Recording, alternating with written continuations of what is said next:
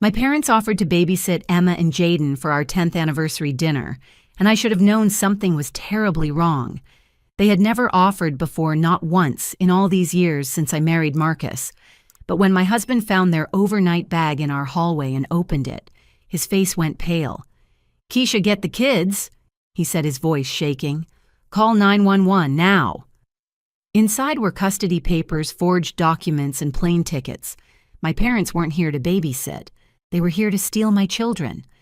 3 days before our anniversary, my phone rang at 7 in the morning. Seeing my mother's name on the screen made my stomach tighten. Barbara and Robert Madison rarely called, and when they did, our conversations lasted exactly long enough for them to remind me of all the ways I'd disappointed them. "Keisha, darling." My mother's voice was honey sweet, which immediately set off alarm bells. She never called me darling anymore, not since I'd married Marcus 12 years ago. "Hi, Mom, is everything okay?" "Of course, sweetheart. Actually, your father and I were talking, and we realized your anniversary is coming up. The big 10 years, isn't it?" I nearly dropped my coffee mug. How did she even remember our anniversary? She'd spent our wedding day sitting in the back row, with her lips pressed into a thin line of disapproval. "Yes, it's this Saturday," I answered carefully. "Well, we'd like to offer to babysit Emma and Jaden for you. Give you and Marcus a proper night out."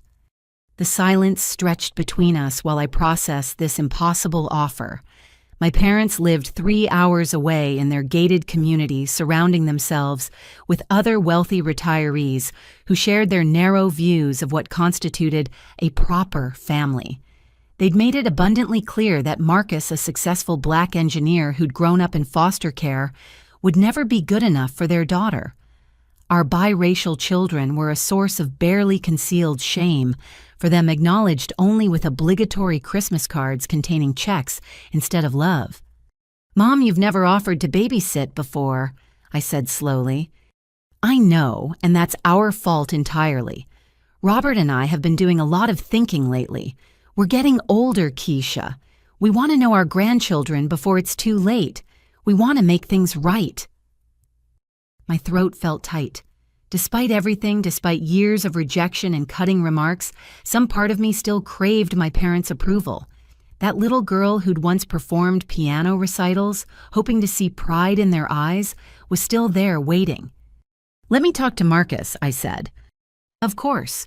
We could drive up Saturday afternoon, stay overnight to help with Sunday morning, then head home. The children won't even have to miss their routines." After we hung up, I found Marcus in his home office already deep in blueprints for the new tech campus his firm was designing. He looked up when I entered, his brown eyes crinkling with the smile that had first captured my heart in college.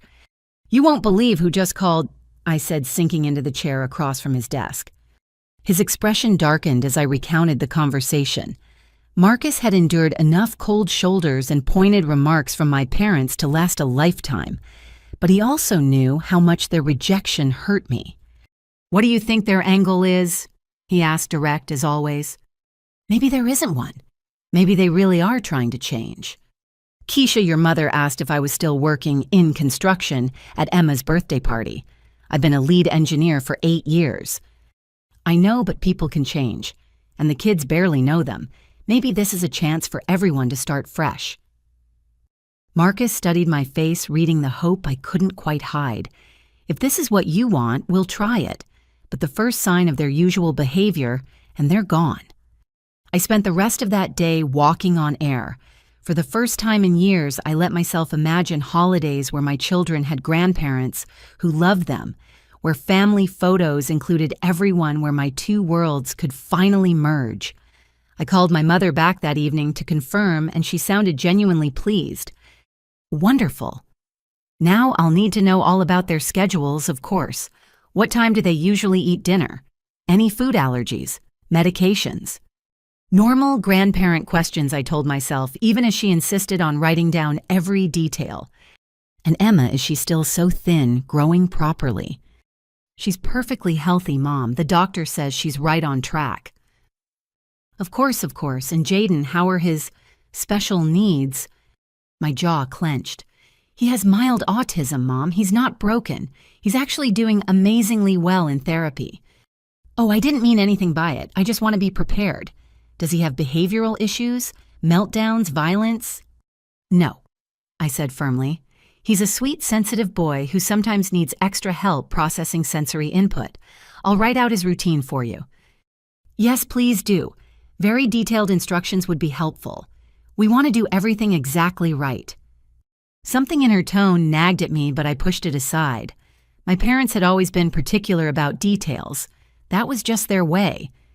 Oh, one more thing, she added. Do they have any upcoming doctor's appointments or school events we should know about in case of emergency, you understand? Their schedules are on the fridge. I'll show you everything when you get here. Perfect, and Keisha, thank you for giving us this chance. You won't regret it. As I hung up, Marcus appeared in the doorway. How many questions did she ask? She's just being thorough. Thorough, he repeated. Your mother once asked me if I knew who my real father was at Thanksgiving dinner. That wasn't thorough. That was cruel. I know, but maybe becoming grandparents has softened them. Maybe they finally realize what they've been missing. Marcus pulled me into his arms. I hope you're right. For your sake, I really hope you're right. That night, as I tucked Emma into bed, she looked up at me with those bright hazel eyes that were the perfect blend of Marcus and me. Are Grandma and Grandpa Madison really coming here? She asked. They are sweet pea. They want to spend time with you and Jaden while Daddy and I go out for our anniversary. Jaden said they don't like us because we're different. My heart cracked. That's not true, baby. Sometimes adults are complicated, but your grandparents love you. Then why don't they visit like Nana Rose does? Nana Rose was Marcus's foster mother who'd raised him from age 12 and treated our children like precious gifts. She drove 6 hours every other month just to spend weekends baking cookies and reading stories. They live farther away. I said the half-truth bitter on my tongue. But they're coming now, and that's what matters. Emma seemed to accept this snuggling deeper into her covers. But as I turned off her light, I caught her whispered words to her stuffed elephant. I hope they're nice this time. This time. My 8-year-old daughter had already learned to expect coldness from her grandparents. The weight of that realization followed me to my own bedroom where I found Marcus already in bed, scrolling through his phone. Look at this, he said, showing me his screen. Your mother just sent a friend request on Facebook. She's never had social media before. Maybe she wants to see more pictures of the kids. Maybe. But his tone suggested otherwise. I chose optimism. I chose hope. I chose to believe that my parents could change, that love could grow where only judgment had existed before. As I drifted off to sleep that night, I allowed myself to dream of the family I'd always wanted. If only I'd listened to the warning bells. If only I'd paid attention to the questions that probed just a little too deep, the interest that felt just a little too calculated. But hope is a powerful drug, especially when mixed with a daughter's eternal need for her parents' love. 3 days. I had 3 days before my entire world would shatter, before I'd understand that sometimes the people who share your blood can become your greatest threat.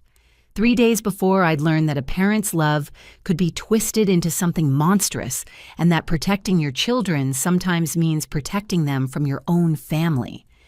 But that night, I slept peacefully, unaware that my mother was 3 hours away, carefully noting every answer I'd given her in a leather-bound journal labeled Evidence. Friday morning arrived with spring sunshine and the chaos of getting 2 children ready for school. I moved through our morning routine on autopilot, my mind already racing with preparations for my parents' visit. The house needed to be spotless. Not just clean, but Madison-level immaculate, the kind of pristine environment where throw pillows remained perfectly fluffed and magazines fanned at precise angles. "Mommy, you're doing the thing," Emma observed over her bowl of cereal. "What thing?" "The cleaning thing where you look scared." Marcus caught my eye from across the kitchen. We'd been married long enough for entire conversations to pass in a glance. His said, "You don't have to prove anything to them." Mine replied, "Yes, I do." After dropping the kids at school, I attacked the house with military precision. Every surface gleamed, every toy found its designated place, every family photo was straightened to perfection. I even cleaned inside the kitchen drawers, knowing my mother's tendency to open cabinets under the pretense of helping. My phone rang as I was organizing the pantry, arranging cereal boxes by height, like some grocery store employee with OCD. It was my father, which was unusual.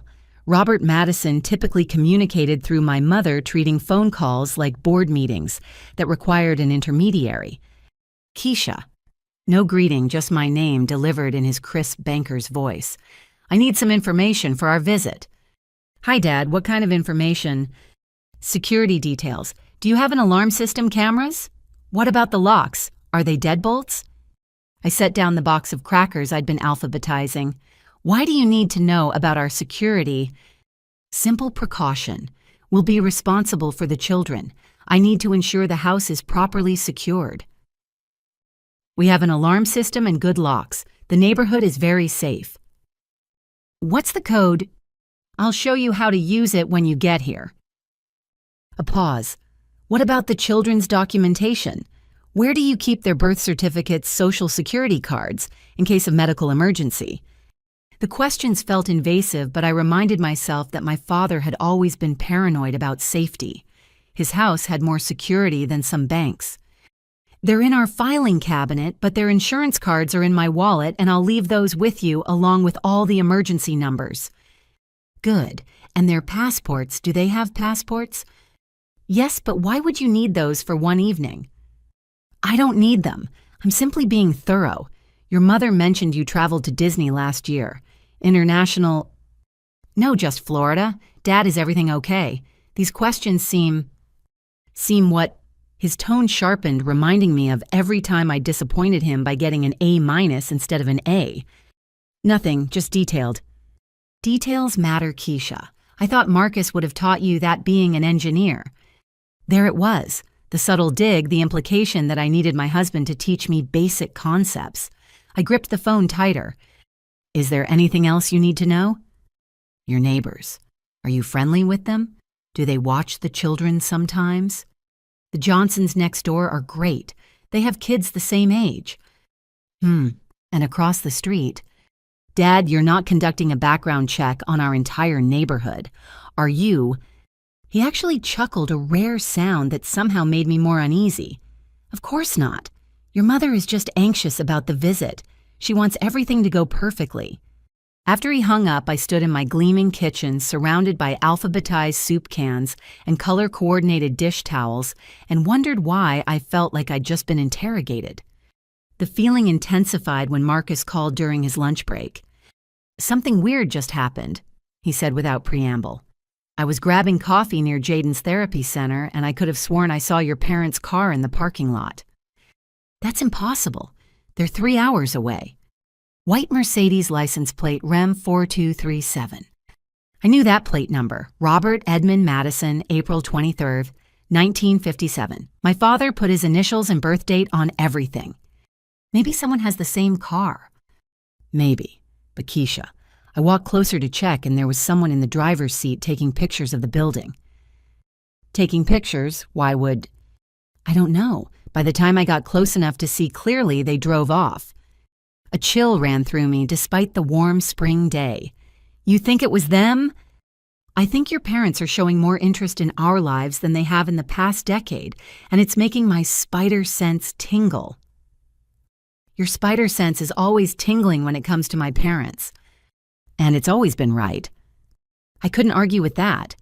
But what possible reason would they have for photographing Jaden's therapy center? The question nagged at me as I finished my manic cleaning, as I wrote out detailed instructions for the children's routines as I selected and reselected my outfit for tomorrow's anniversary dinner. That evening, while the kids played in the backyard, I opened my laptop to order a special dessert for tomorrow. My email was already open, and a new message caught my eye. The sender was a real estate website notification. Someone viewed your property estimate. Curious, I clicked through to the site. Our house had been viewed 17 times in the past week. The viewing history showed multiple searches for our exact address, all from the same IP location. When I checked the general area of the searches, my blood chilled. Fairfield County, where my parents lived. Marcus. I called, my voice steadier than I felt. Can you come look at this? He studied the screen, his jaw tightening with each click. They're researching our house value. Why would they care what our house is worth? Maybe they're just curious, they've never been here before. Keisha, they also looked at school ratings for our district. And check this out. He navigated to the search history. They viewed 3 different private schools in their area. So maybe they're thinking of moving. Marcus turned to face me fully. Or maybe they're researching schools for someone else, someone younger. The implication hung between us too terrible to voice. I shook my head. That's insane.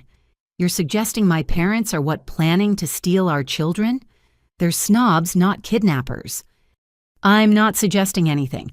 I'm just observing that your parents are showing an unusual interest in our assets, our security, our children's schedules and schools in their area.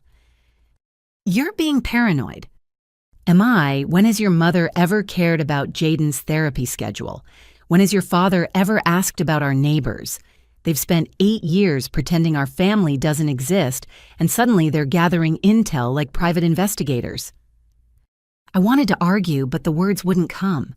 Because somewhere deep in my gut, beneath the layers of hope and denial, a small voice was screaming that something was terribly wrong. That night, I barely slept. Every time I closed my eyes, I saw my father's Mercedes. In that parking lot, saw my mother's name on those property searches, heard the calculating tone in their voices. By Saturday morning, I was exhausted and edgy, jumping at shadows. Maybe we should cancel, Marcus suggested as we dressed the kids for their Saturday morning activities. Tell them you're sick. And prove that we're the chaotic, unreliable family they think we are. No, we're doing this. Maybe we're wrong about everything. Maybe they really do just want to reconnect. Emma wandered into our bedroom, already dressed in her favorite purple dress. Mommy, I had a weird dream. What kind of dream, baby? Grandma and Grandpa took us on an airplane, but you and Daddy weren't there, and I kept asking where you were, but they wouldn't tell me. Marcus and I exchanged glances over her head. Even our 8-year-old's subconscious was picking up on the wrongness of this situation. It was just a dream, I assured her, smoothing her braids. Mommy and Daddy aren't going anywhere, and neither are you. But as I spoke the words, I made a mental note to hide our children's passports, just in case, just being thorough, as my father would say. The morning passed in a blur of last-minute preparations. I found myself adding extra locks to filing cabinets, password protecting our computer, and gathering important documents into our bedroom safe. If Marcus noticed my sudden security consciousness, he didn't comment. At 2 o'clock, I received a text from my mother. On our way, can't wait to see everyone. 3 hours. In 3 hours, they would be here. In 3 hours, I would know whether I was being paranoid or perceptive. In 3 hours, the facade we'd all maintained for years would either crumble or transform into something real. I stood at my kitchen window watching my children play in the backyard. Emma was pushing Jaden on the swing, making sure not to go too high because she knew he got overwhelmed by too much sensory input. She protected him instinctively, this big sister, who understood that love meant accepting people exactly as they were. Something my parents had never learned. Hey, Marcus said softly, wrapping his arms around me from behind. Whatever happens, we protect them. That's all that matters. What if I'm wrong? What if I'm sabotaging the chance for our kids to have grandparents who love them? Then we'll be happily wrong. But Keisha, in 12 years, have your parents ever done anything that wasn't calculated to benefit them? The answer was no. Every gift came with strings. Every kindness had a price. Every interaction served their agenda. But children change people, I told myself. Grandchildren especially. Maybe Emma and Jaden had finally melted the ice around my parents' hearts. As I watched my daughter help her brother off the swing and lead him inside for his afternoon snack, I made a promise. Whatever my parents' intentions, I would not let them hurt my children. Not with coldness, not with judgment, and certainly not with whatever scheme they might be planning. 2 hours and 45 minutes later, a white Mercedes pulled into our driveway. I stood at the window, my heart hammering as I watched my parents emerge. They looked like catalog models for upscale retirement, living my mother in pressed linen pants and pearls, my father in khakis and a polo shirt that cost more than most people's car payments. But it was the way they studied our house that made my blood chill, like appraisers, like buyers, like people planning to take something that wasn't theirs. "They're here," I called to Marcus, my voice artificially bright. "Showtime," he murmured, squeezing my hand. As we walked to the door together, united in our wariness, I couldn't shake the feeling that we were about to let predators into our home. But they were my parents. Surely that counted for something. Surely. The doorbell rang at exactly 5 o'clock because Robert and Barbara Madison were nothing if not punctual. I smoothed my dress one final time, took a deep breath, and opened the door to find my parents standing on our porch like they were posing for a retirement community brochure. Keisha. My mother's embrace was stiff but lingered longer than usual. She smelled of Chanel No. 5 and something else I couldn't identify. Determination, maybe. "You look wonderful. Doesn't she look wonderful, Robert?" My father nodded curtly, his handshake with Marcus lasting exactly 2 seconds. "Marcus, I see you've kept the lawn maintained." "I do my best," Marcus replied evenly. In our private code, his tone meant counting down the minutes until they leave. They came bearing gifts which should have been my second warning. My parents didn't believe in spontaneous generosity. Every present had a purpose, every kindness a calculation. But here they were with professionally wrapped packages and practiced smiles. Where are our grandchildren? My mother's use of "our" made something twist in my stomach. "Emma Jaden, your grandparents are here," I called. Emma appeared first, approaching slowly like she was testing the temperature of cold water. My mother immediately pulled out her phone. "Oh, let me get a picture. Stand right there, sweetheart. No, a little to the left. The lighting is better." Flash, flash, flash. At least a dozen photos before Emma could even say hello properly. "Hi, Grandma," Emma said politely, the way she'd greet a teacher on the first day of school. "Hello, darling. My goodness, you've grown, though you're still quite petite, aren't you? Are you eating enough?" "I eat plenty," Emma replied, her little chin lifting. That's my girl, I thought. Jaden hung back in the hallway assessing the situation. He didn't like changes to routine, and my parents' rare visits always disrupted his sense of order. When he finally came forward, my father immediately extended his hand for a handshake. Jaden doesn't really like to shake hands. I started to explain, but my mother cut me off. Nonsense. A young man should know how to shake hands properly. Come here, Jaden. Mom, he has sensory issues with touching. I told you this. Yes, well, the world won't always accommodate his preferences, she said, still holding out her hand expectantly. Jaden, bless his heart, looked her dead in the eye and said, "The world doesn't have to.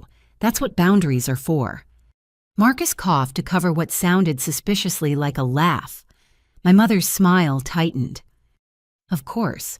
How very modern. She turned her attention to the wrapped boxes. Well, let's see how you like your presents. The gifts were expensive, naturally. A designer doll for Emma that looked more like a collector's item than a toy. A complicated electronic learning system for Jaden that seemed designed for a child twice his age. My parents had always given gifts that reflected who they wanted our children to be rather than who they actually were. What do you say? I prompted gently. Thank you. Both children chorused dutifully. We'll play with them later, Emma added, which was her polite way of saying, we'll put these in the closet with all your other inappropriate gifts. Actually, my mother said, pulling out her phone again, let's get some pictures with your new toys. Robert, get the camera from the car, the good one. You brought a separate camera, Marcus asked. Oh, yes. Phone pictures are never quite good enough, are they? We want to capture every moment of this special visit. For the next 20 minutes, my parents directed our children like they were in a photo shoot. Stand here, hold this smile bigger, no, not that big, turn your head, fix your hair.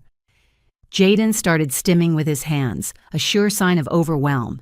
But when I tried to intervene, my mother waved me off. Just a few more, dear. We so rarely get to see them. And whose fault is that? The words slipped out before I could stop them. Silence descended like a curtain. My father's jaw tightened. My mother's smile became arctic. Well, she said slowly, that's exactly why we're here. To make amends, to be better grandparents. Isn't that right, Robert? Indeed. Speaking of which, Keisha, might I see your home office? Marcus mentioned you work from home now. I'm interested in your setup. It seemed an odd request, but I led him down the hall while my mother continued her photography session. My office was small but organized with pictures of the kids on my desk and their artwork covering one wall. My father studied everything with the intensity of a detective at a crime scene. He examined the locks on the windows, tested the sturdiness of my desk, even checked behind picture frames. Dad, what are you doing? Just observing. You can tell a lot about a person by their workspace. I see you keep important files in here. Most things are digital now. And the children, do they have access to this room? Of course. They like to draw while I work sometimes. He made a note in a small leather notebook he'd pulled from his pocket. An actual note. About my office. Dad, why are you taking notes? Habit, he said smoothly. From my banking days, I notice everything. Back in the living room, my mother had moved on to interviewing Emma about school. But interview was too gentle a word. It was more like a deposition. And your teacher, does she give you special attention? Extra help. I don't need extra help, Emma said. I'm in the advanced reading group. Of course you are, but surely with your situation, there must be challenges. What situation? Emma's voice had taken on the stubborn tone she'd inherited from me. Well-being, different. It must be difficult sometimes. Marcus stepped forward. Emma, why don't you show Grandma your science fair trophy? Oh, a trophy. My mother's enthusiasm seemed genuine for the first time. What did you win it for? I built a model showing how melanin works and why people have different skin colors, Emma said proudly. I wanted to show that being biracial isn't weird, it's just genetics. My mother's smile faltered. Oh, how educational. While they talked, I noticed my father had wandered off again. I found him in the kitchen examining our calendar on the fridge, taking pictures of it with his phone. Dad. Just impressed by how organized you are, he said without looking up. Jaden has therapy every Tuesday and Thursday. Yes, and that's private medical information. I'm his grandfather, Keisha, hardly a stranger. You've acted like one for 8 years. He finally looked at me then, and for a moment, I saw something flicker in his eyes. Guilt, regret. But it was gone so quickly, I might have imagined it. People change, he said simply. Barbara and I want to be part of their lives now. Why now? What's changed? We're getting older. Perspective shifts. Priorities change. It sounded rehearsed, like he was reading from a script titled Things to Say to Seem Genuine. Before I could probe further, we heard Jaden's raised voice from the living room. No, I said no. I rushed back to find my mother trying to touch Jaden's hair while he backed away, clearly distressed. I just wanted to feel if it's as soft as it looks, she was saying. Such an interesting texture. Mom, you don't touch people without permission, especially not Jaden. We've discussed this. I'm his grandmother. That doesn't give you the right to violate his boundaries. Marcus had already moved to comfort Jaden, who was now sitting in his favorite corner, rocking slightly. Emma stood between them and my mother like a tiny bodyguard. You made him upset, she announced. He doesn't like people touching his hair. Nobody does. Would you like it if someone just grabbed your hair? Well, I never, my mother huffed. No, Emma agreed solemnly. You never do listen when we tell you things. The tension in the room could have been cut with a knife. This was going even worse than I'd feared. My parents had been here less than an hour and had already photographed everything, cataloged our schedules, invaded personal space, and insulted our children. "Perhaps," Marcus said in his "I'm being professional but I'm furious" voice, "we should go over the bedtime routines now, since Keisha and I need to leave for dinner soon." "Of course." My mother brightened immediately. "I've brought my notebook to write everything down." Another notebook. My parents, who had never shown interest in a single detail of our children's lives, were suddenly taking notes like anthropologists studying a newly discovered tribe. I walked them through the routines, trying to ignore how my mother recorded every word and my father photographed every relevant location. The bathroom where teeth were brushed, the kitchen where snacks were prepared, the playroom where quiet time happened. "And Jaden's weighted blanket," my mother asked. "Where do you keep that?" I frowned. "How do you know about his weighted blanket?" She paused, pen hovering over paper. "You must have mentioned it." "I've never mentioned it. We just got it last month." "Oh, well, I must have read about them online, for children with his condition." "He doesn't have a condition, Mom. He's autistic. It's a neurological difference, not a disease." Of course, I misspoke. But she hadn't misspoken. She'd revealed knowledge she shouldn't have. My eyes met Marcus's, and I saw my suspicion reflected there. "Excuse me," I said. "I need to finish getting ready." In our bedroom, I found Marcus already there, holding our children's passports. "I was going to put these in the safe," he said quietly. "But look." He showed me the inside pages. There were tiny pinholes in the corners, as if they'd been photocopied by someone who didn't know how to do it properly. When I whispered, "They've been in our filing cabinet. Your parents must have—" "During the photo session, or when Dad was wandering around." We stared at each other, the full horror of what was happening starting to dawn. "We can't leave them here with the kids," Marcus said. "We can't accuse them of whatever this is without proof. Keisha, they're casing our house. They're documenting everything. They know things they shouldn't know." A knock on the door interrupted us. "Keisha," my mother's voice. "I forgot to ask about medications. Does either child take anything regularly?" My hand was shaking as I opened the door. "No, Mom, they're both healthy." "No vitamins, no supplements, nothing for Jaden's challenges." "No." She made another note. "And you're sure sometimes parents forget to mention maintenance medications?" I think I'd remember if I was giving my children medication. "Of course, I'm just being thorough." She smiled that perfect hostess smile.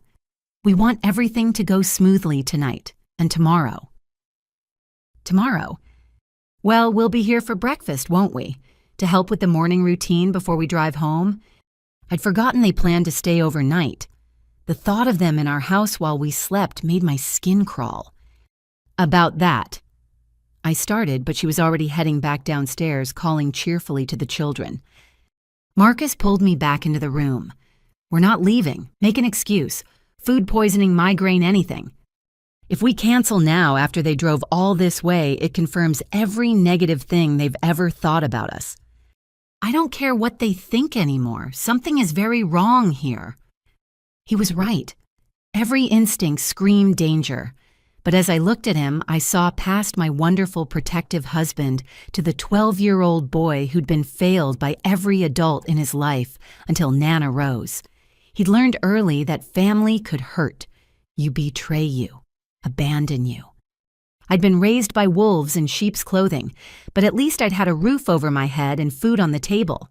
Marcus had survived actual abandonment. Were we really going to let our trauma make us paranoid? Were we going to deny our children the chance to have grandparents because we were scared? 1 hour, I said finally. "We'll go to dinner for 1 hour. The restaurant is 10 minutes away. We'll keep our phones on. First sign of trouble, we come home." Keisha. They're my parents, Marcus. With all their faults, all their prejudices, they're still my parents. They couldn't. But I couldn't finish the sentence, because the truth was I didn't know what they would or wouldn't do anymore. These people taking notes and photos, gathering information, and asking invasive questions, they weren't the cold but predictable parents I'd grown up with. They were strangers with familiar faces and unknown intentions. As we prepared to leave, I gave the children strict instructions. Stay together. Don't go anywhere with Grandma and Grandpa, not even to the store. Call us if anything feels wrong. Emma nodded seriously, while Jaden whispered all his important facts about foxes, his current special interest and comfort topic. And remember, I added, kissing both their heads, Mommy and Daddy will be back very soon. Promise, Emma asked. Promise. At the door, I turned back to see my parents standing in my living room, my mother's hand resting possessively on Emma's shoulder, my father typing something on his phone. They looked like a catalog family. Perfect. Posed. Wrong. Ready, Marcus asked, his hand finding mine. I wasn't. Every fiber of my being wanted to grab our children and run, but I nodded, smiled, and walked out the door. It would take exactly 43 minutes for me to realize this was the biggest mistake of my life. We made it exactly 1 block before I started hyperventilating. Turn around. I gasped my chest tight with an anxiety that had nothing to do with leaving the kids with babysitters and everything to do with which babysitters we'd left them with. Marcus was already pulling into the nearest parking lot. Thank God. I'd been white-knuckling the steering wheel since we pulled out. We're being ridiculous, I said, even as relief flooded through me. They're going to think we're crazy. I don't care what they think. Something's wrong, Keisha. My gut's never been wrong about danger, and right now it's screaming. We'd been gone less than 3 minutes, quick enough to play it off as forgetting something. My hands shook as I texted my mother, "Forgot my wallet, be right back." Her response came instantly. "Take your time, we're having a wonderful visit." The speed of her reply made my stomach clench. She'd been waiting for us to contact her, watching her phone. Why? Marcus drove back faster than was strictly legal, both of us leaning forward like we could will the car to move quicker. As we turned onto our street, everything looked normal. Our house sat quietly in the evening light, my parents' Mercedes in the driveway where they'd left it. Maybe we are being paranoid, I whispered. Maybe, but better paranoid than sorry. We pulled in beside the Mercedes, and that's when Marcus saw it. A bag in their back seat that hadn't been visible before. Dark leather, expensive looking, partially hidden under a jacket. They brought an overnight bag, I said. So what? So why didn't they bring it in? Good question. My parents never left luggage in cars. They considered it inviting theft, even in neighborhoods like ours. Marcus was out of the car before I could respond, moving with the fluid purpose I recognized from his rare moments of real anger. I followed my heels clicking on the driveway as I tried to keep up. Through the front window, I could see my mother in the living room with the children, all 3 on the couch. She was showing them something on her phone. Normal grandparent behavior. Except nothing about this visit had been normal. Marcus, we can't just break into their car. Watch me. But he didn't need to break in. The doors were unlocked. Another anomaly. My security-obsessed father never left car doors unlocked. Unless he planned to need something from the car quickly. Marcus pulled out the leather bag, and its weight surprised him. He set it on the hood of their car, glancing at the house. Through the window, my mother was still engrossed with the children, but where was my father? Open it, I whispered. It's probably just clothes. But his hands were already working the zipper. The bag opened like Pandora's box, revealing not clothes but papers, stacks and stacks of papers. And on top, in a clear plastic folder, custody emergency filing paperwork with our children's names typed in stark black letters. The world tilted. I grabbed the car to steady myself as Marcus pulled out document after document. Custody papers. A psychological evaluation claiming I was an unfit mother, signed by a Dr. Patricia Holloway I'd never met. Photos of our house with red circles marking hazards like the fact that we had stairs and kitchen knives. Bank statements printed from somewhere showing every purchase we'd made in the last 6 months, with certain items highlighted. Jaden's therapy bills circled in red with excessive medical intervention written in my mother's handwriting. "Oh my God," I breathed. "Oh my God, Marcus." He kept pulling out papers. A report from a private investigator dated 2 months ago. Photos of me at the grocery store, at school, pickup at the park. Photos of Marcus at work, at his gym getting coffee. Photos of our children playing in the backyard taken with a long-distance lens. They'd been watching us, stalking us, documenting our lives for months. "Look at this." Marcus's voice was deadly calm, the tone he used when he was so far past anger he'd circled back to cold fury. He held up a receipt. 2 car seats, booster seats, the exact models for Emma and Jaden's heights and weights. My hands shook as I grabbed another folder. Inside were plane tickets, today's date, a flight leaving in 4 hours from my parents' home state, 2 adult tickets and 2 children's tickets in Emma and Jaden Madison's names. Not Emma and Jaden Harris. They'd already changed their last names on the tickets. "They're trying to kidnap our children." The words came out as a whisper because saying them louder would make them too real. "My parents are trying to steal our babies." Marcus was already pulling out his phone. "We're calling the police, now." "Wait." I grabbed another document. It was a letter from a law firm called Stonefield and Associates. "Look at this." The letter outlined their services in emergency custody transfers and grandparent rights enforcement. It referenced other successful cases where grandparents had been awarded immediate custody due to parental negligence and danger to minor children. "Keisha." Marcus's voice was urgent. "This says they filed an emergency custody petition this morning.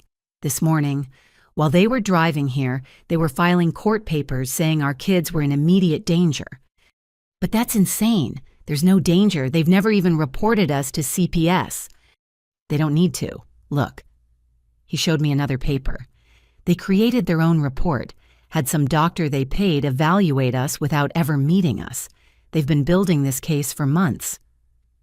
I thought I might vomit right there in the driveway. All those questions about schedules, medications, therapy. They weren't trying to be good grandparents. They were gathering evidence. "The photos," I said suddenly. "All those photos today. They were documenting that they had access, that the children were comfortable with them. And the gifts, high-end gifts to show they could provide better. The passports. They copied the passports." We stared at each other in dawning horror. This wasn't a spur-of-the-moment decision. This was a carefully orchestrated plan. My parents had come here not to babysit, but to take our children and disappear into their wealthy world where money could buy judges and lawyers and whatever story they wanted to tell. "Call 911, I said. "I'm getting our kids." But as I turned toward the house, the front door opened. My father stood there, his face expressionless. "I thought I heard a car," he said calmly, as if we hadn't just discovered his kidnapping plot spread across the hood of his Mercedes. "Forget something." "You could say that." Marcus held up the custody papers. We forgot that Keisha's parents were criminals. My father's expression didn't change. "Those are private legal documents. These are falsified custody papers for children you have no right to take," Marcus shot back. "The police will be very interested in them."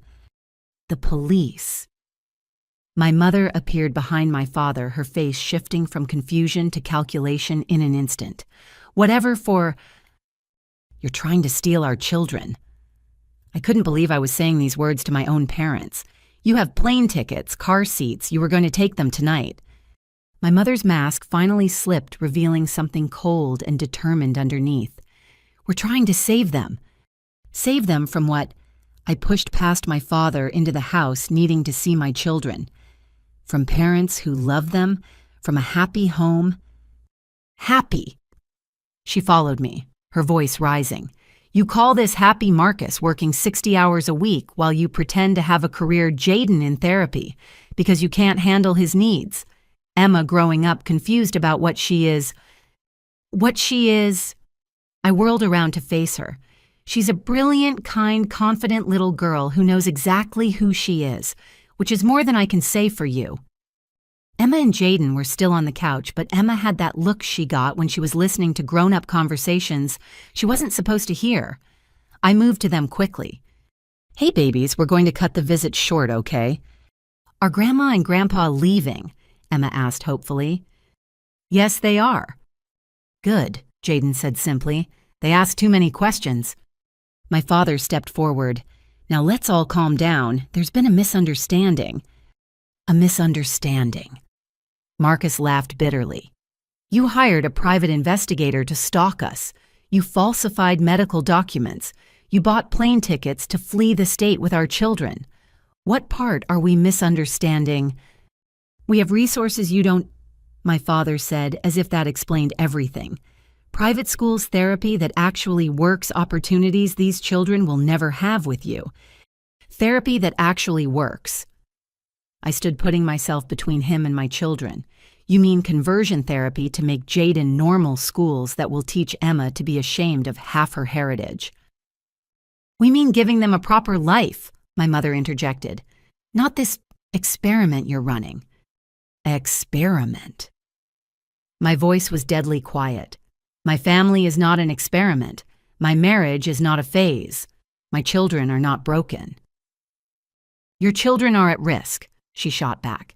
"Living in this neighborhood, going to public school, being raised by a father who doesn't even know his own bloodline." There it was, the real reason. It had never been about the children's welfare.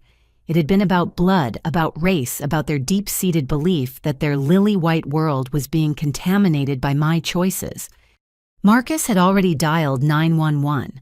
I could hear him giving our address, explaining the situation. My parents heard it too. "This is a family matter," my father said urgently. "No need for police involvement." "You stop being family the moment you plan to kidnap my children," I replied. "We're their grandparents. We have rights." "You have the right to leave my property before the police arrest you." My mother turned to the children then, and I saw something desperate in her eyes. "Emma, sweetheart, wouldn't you like to come stay with Grandma? I have a beautiful room all ready for you, with a canopy bed and a pony at the nearby stable." "No," Emma said firmly. "I want to stay with my real family." Jaden.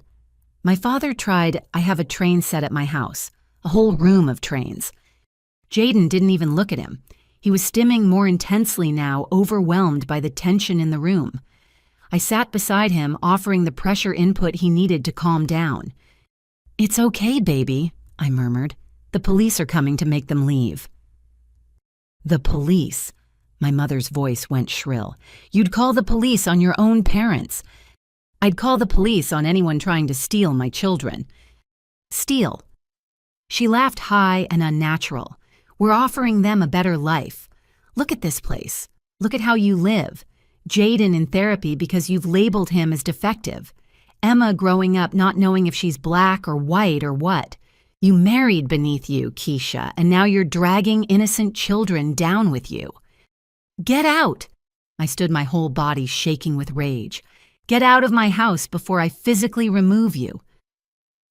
"You always were dramatic," my father said coldly, "just like when you insisted on marrying him despite our objections.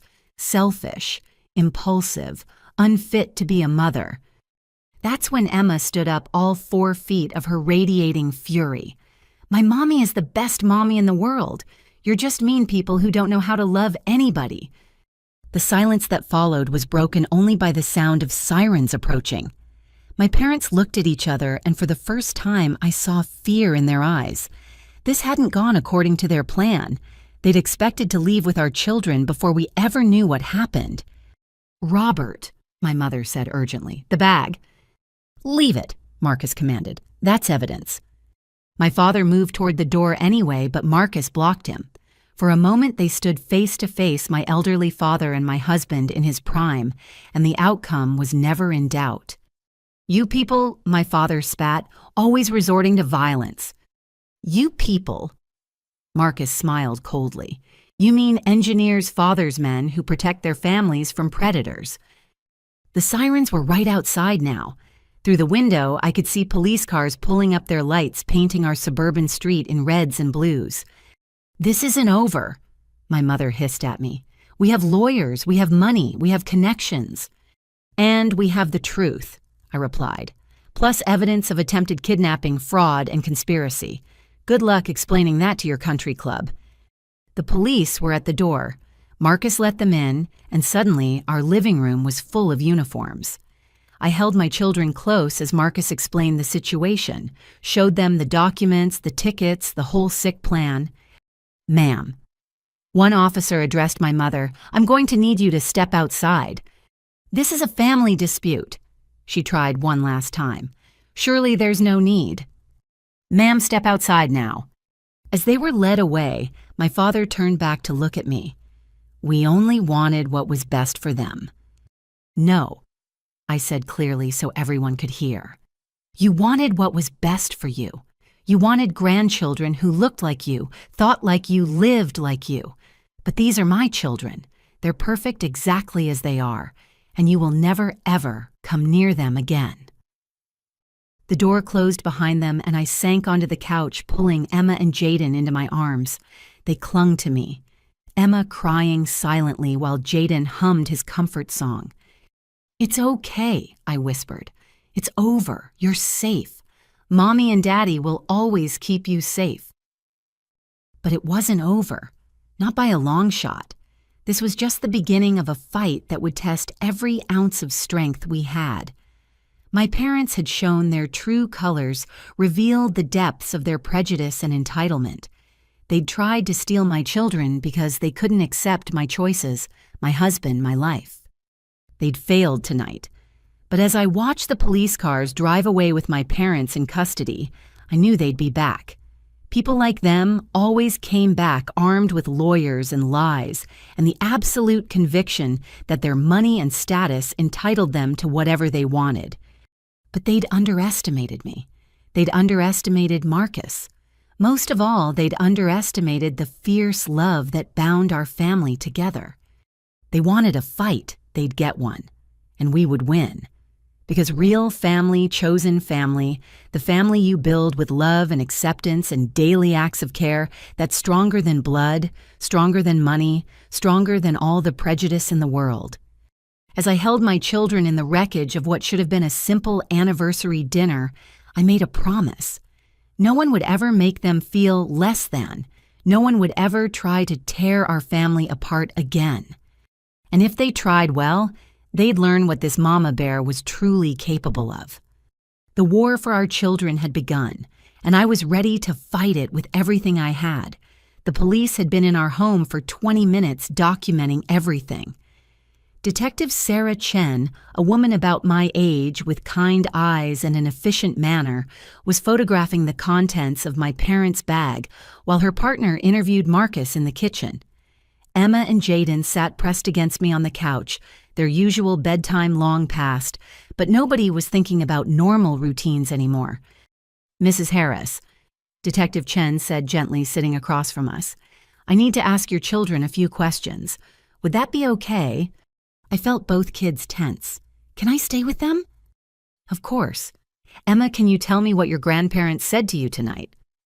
Emma straightened, her voice clear despite her lingering tears. "Grandma kept asking if I was happy here. She said she had a big house with a pool and horses, and that I could live there and go to a better school." "Did she say you'd be visiting or living there?" "Living. She said I'd have my own room that was all pink and white. I told her I hate pink, but she said I'd learn to like it." Detective Chen made notes. "Did she mention your parents coming with you?" "No, she said Mommy and Daddy needed time to figure things out and I'd be happier with her." My heart shattered. They'd been planting seeds of abandonment in my 8-year-old's mind. "What about you, Jaden?" the detective asked gently. "Did your grandparents say anything special to you?" Jaden rocked slightly, his voice monotone when he spoke. "Grandpa said I was sick and he knew doctors who could fix me. He said his house was quiet and I wouldn't have to be scared of loud noises anymore." "You're not sick, baby," I whispered. "I know. That's what I told him. He said I was too young to understand." Detective Chen's expression hardened. "Did either of your grandparents touch you or try to take you anywhere?" "Grandma kept trying to touch my hair," Jaden said, "and she held Emma's hand really tight when you left. Emma said it hurt." She wouldn't let go, Emma confirmed. Even when I said I needed the bathroom, she said I could wait. Every word was another nail in my parents' coffin. They'd shown up here with a plan, and part of that plan had been ensuring our children couldn't get away if we came back too soon. Marcus returned from the kitchen, his face grim. "Detective, they found something else." We followed him outside, where another officer was searching my parents' car with their consent. In the trunk, he'd discovered 2 small suitcases, children's suitcases, already packed. "Oh my God," I breathed. Inside were clothes in Emma and Jaden's exact sizes. New clothes with the tags still on, pajamas, underwear, toothbrushes, everything you'd need if you were stealing children and couldn't risk going back to their home. "This is premeditated kidnapping," Detective Chen said. "This goes way beyond a custody dispute." "But they filed papers," I said. "Won't they claim they thought it was legal?" "Filing false documents is a crime. Conspiracy to commit kidnapping is a crime. Interstate flight with minors is a federal crime." She looked at me seriously. "Your parents are in significant legal trouble." "Good," Marcus said flatly. "They should be." As we stood in our driveway surrounded by evidence of my parents' betrayal, neighbors began emerging from their houses. Mrs. Johnson from next door hurried over, her face creased with concern. "Keisha, honey, what's happening? Are the kids okay?" "They're fine," I managed. "There was an incident with my parents. Those people who were taking all those pictures earlier, I thought something was off about them. They asked me all sorts of questions about you two when they saw me gardening." Another neighbor, Tom, from across the street, joined us. "They approached me last week, said they were planning a surprise visit and wanted to know about the neighborhood. Asked if I'd ever seen anything concerning about your family." "What did you tell them?" Marcus asked. "That you're the best parents on the block and they were lucky to have you as family." They didn't seem happy with that answer. More pieces of the puzzle falling into place. My parents had been building their case through manipulation and lies, trying to find anyone who would say something negative about us. "We'll need statements from both of you," Detective Chen told our neighbors. "This helps establish a pattern of behavior." As the crime scene techs continued processing evidence, I noticed a black sedan pull up down the street. A woman in an expensive suit got out her heels, clicking purposefully on the pavement as she approached. "I'm Patricia Stonefield," she announced, producing a business card. "I represent Robert and Barbara Madison." "The custody lawyer," Marcus growled. "The one running the kidnapping ring." She smiled coldly. "I'm a family attorney specializing in grandparent rights. I'm here to resolve this misunderstanding." Misunderstanding. I stepped forward, but Marcus caught my arm. "You helped them plan to kidnap my children." "I helped them file legitimate paperwork to protect minors they believed were in danger. Everything we've done is perfectly legal."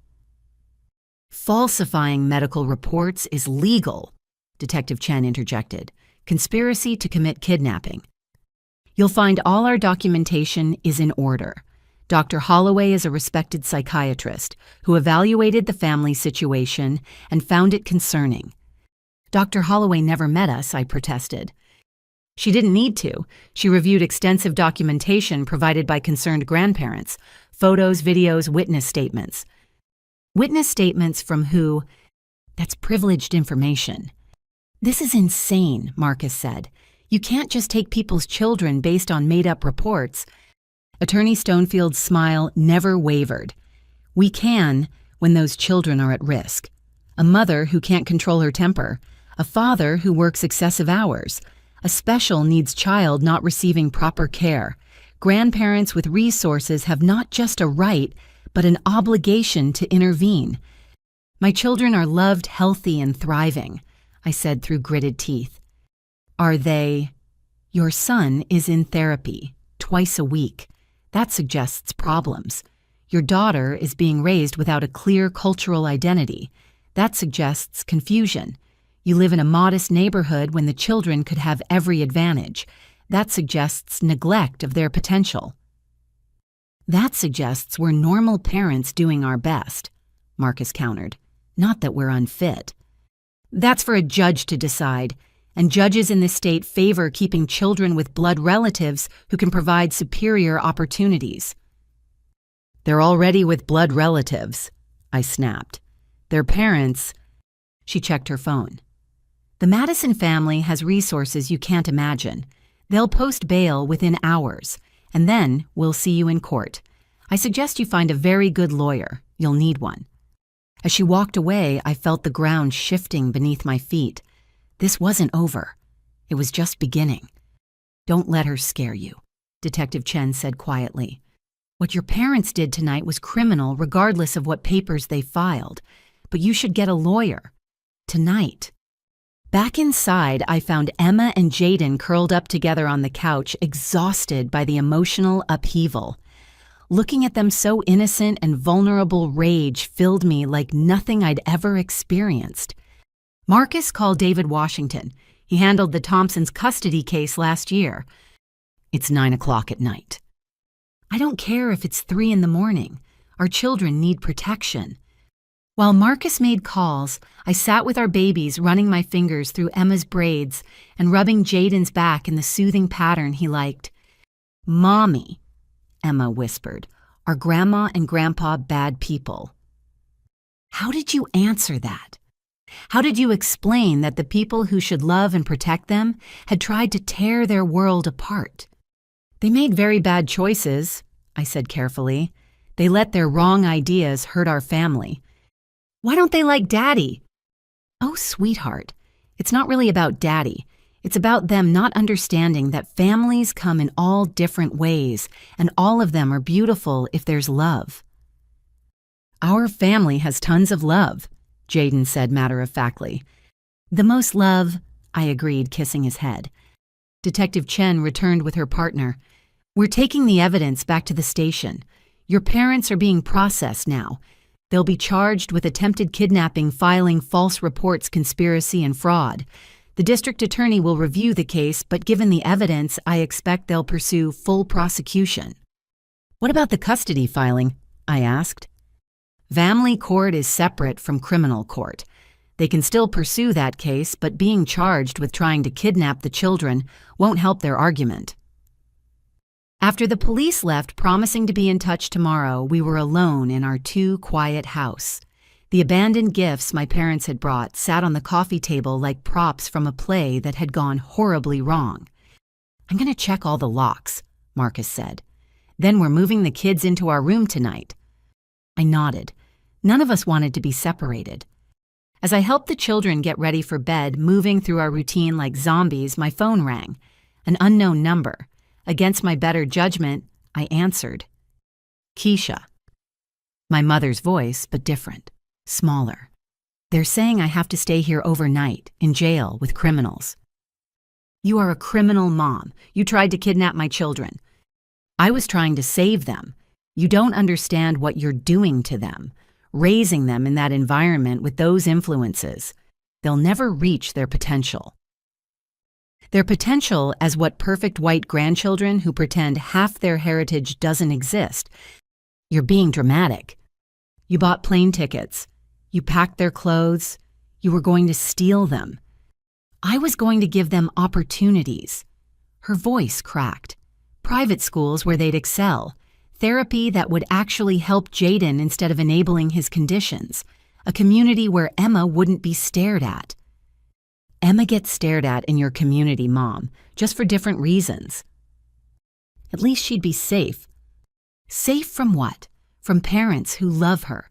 From a father who reads her stories every night. From a mother who celebrates every part of who she is.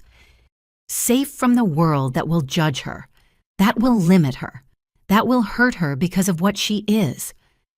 What she is perfect. What she is loved.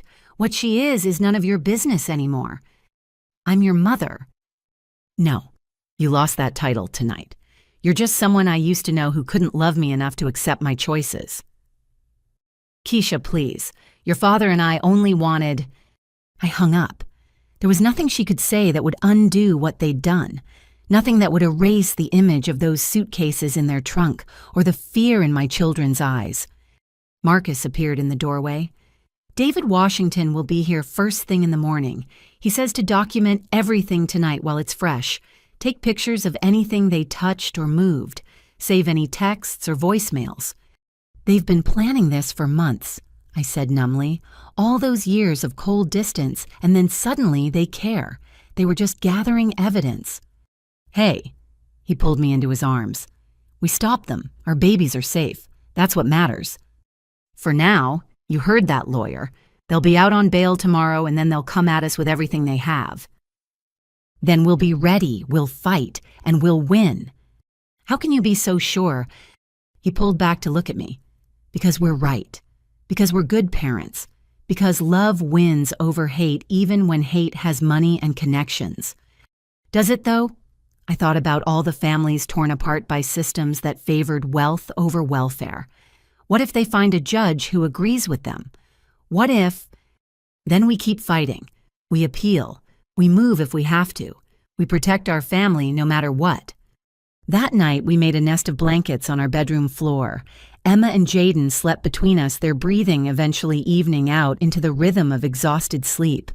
But Marcus and I lay awake standing guard over our children like ancient sentinels. I keep thinking about nature documentaries. I whispered in the darkness, how predators always go for the young, how parents will fight to the death to protect their babies. That's what we'll do if we have to. I never thought the predators would be my own parents. His hand found mine over our sleeping children. Family isn't blood, Keisha. It's choice. And we choose each other. We choose them. Every day. What if choosing isn't enough? What if the law says blood matters more? Then we make sure the law sees the truth. We show them what real family looks like. As dawn approached, neither of us had slept. But we'd done something more important. We'd stood watch. We'd held the line. We'd kept our babies safe for one more night. The war was coming. My parents would regroup, rearm themselves with lawyers and lies and all the privilege their money could buy. They'd try to paint us as unfit, try to tear apart the family we'd built with such love and intention. But they'd already lost the most important battle. They'd shown our children who they really were. And Emma and Jaden had chosen, us had clung to us, had trusted us to protect them. That trust was worth more than all the money in my parents' bank accounts, and I'd die before I let them down. The sun rose on a new day, but also on a new reality. We were no longer just the Harris family living our quiet life in our modest neighborhood. We were survivors of an attempted kidnapping. We were fighters in a battle we'd never asked for. We were parents who discovered that sometimes the greatest threat comes from within. But most of all, we were together. Battered, exhausted, frightened, but together. And as long as we had each other, we had everything worth fighting for. By 7 a.m, our house had transformed into a command center. David Washington, our lawyer, sat at our dining room table, surrounded by documents, his usually cheerful face set in grim lines. He was a tall black man in his 50s who'd grown up in foster care himself before becoming one of the state's best family attorneys. Marcus had chosen well. "This is bigger than just your parents," David said, showing us his laptop screen. "Patricia Stonefield has been involved in 12 similar cases in the past 3 years. Always the same pattern: wealthy grandparents, mixed race, or non-traditional families fabricated evidence of neglect." "How is she not in jail?" I asked, exhausted from our sleepless night but running on pure adrenaline. "Because she's smart. Everything appears legal on the surface. The evaluations come from real doctors who never actually meet the families. The custody filings use careful language that skirts the edge of perjury without crossing it. And most families settle out of court because they can't afford to fight." "We're not settling," Marcus said firmly. "Good, because this needs to be exposed. But first we need to prepare for their counterattack." The doorbell rang, making us all jump. Through the peephole, I saw Detective Chen with 2 other officers. "Mrs. Harris, we need to speak with you about some developments," she said when I opened the door. My heart sank. They're out already. "On bail, yes, but that's not why we're here. We executed a search warrant at your parents' home early this morning. What we found, you need to see this." She handed me a tablet showing photos from my parents' house. My childhood home, normally pristine and showpiece perfect, had been transformed. What used to be my father's study was now a war room. Charts on the walls tracking our daily routines, printed screenshots of every social media post I'd made in 5 years, photos of our children organized by date and location, red strings connecting various evidence like some conspiracy theorist's fever dream.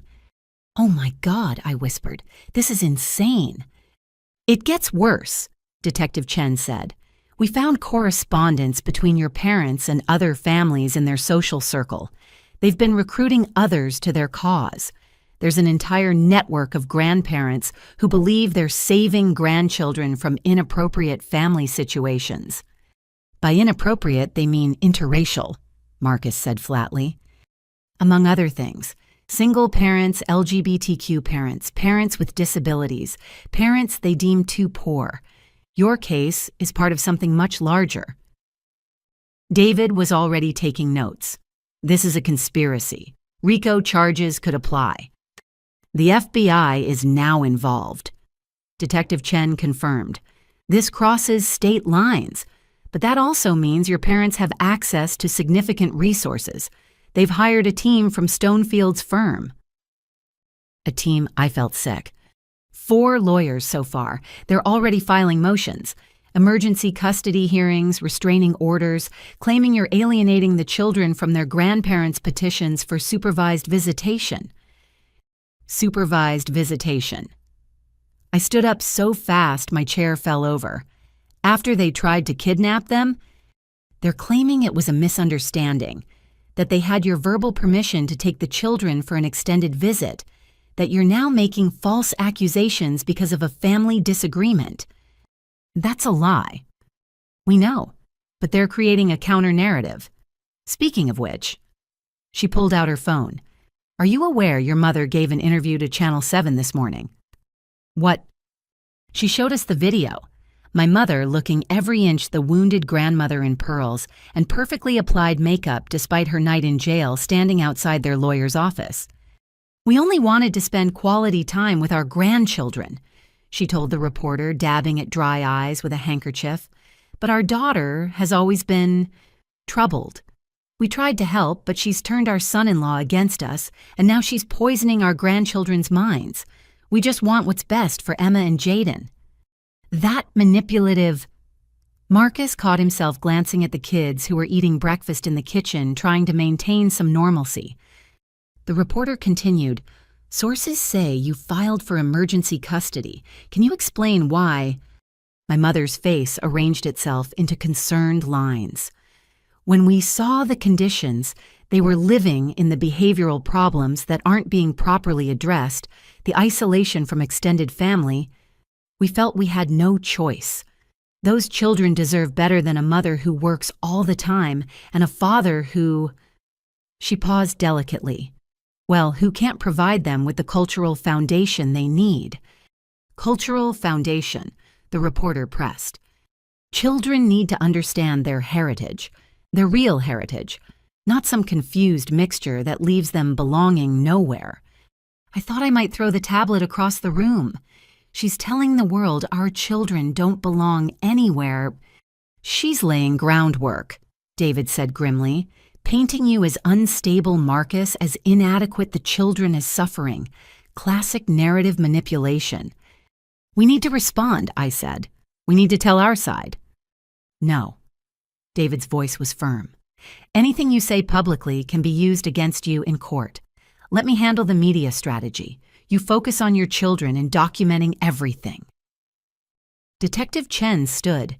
"I need to ask about something else. Your parents' phone records show multiple calls to someone named Dorothy Whitman. Do you know her?" The name hit me like a slap. "She's a family friend. She runs a therapeutic boarding school in Montana. For troubled children, for children whose parents want them reprogrammed." I felt sick remembering the brochures she'd once shown my mother. It's one of those places that claims to fix everything from autism to homosexuality to racial confusion. Jesus, Marcus muttered.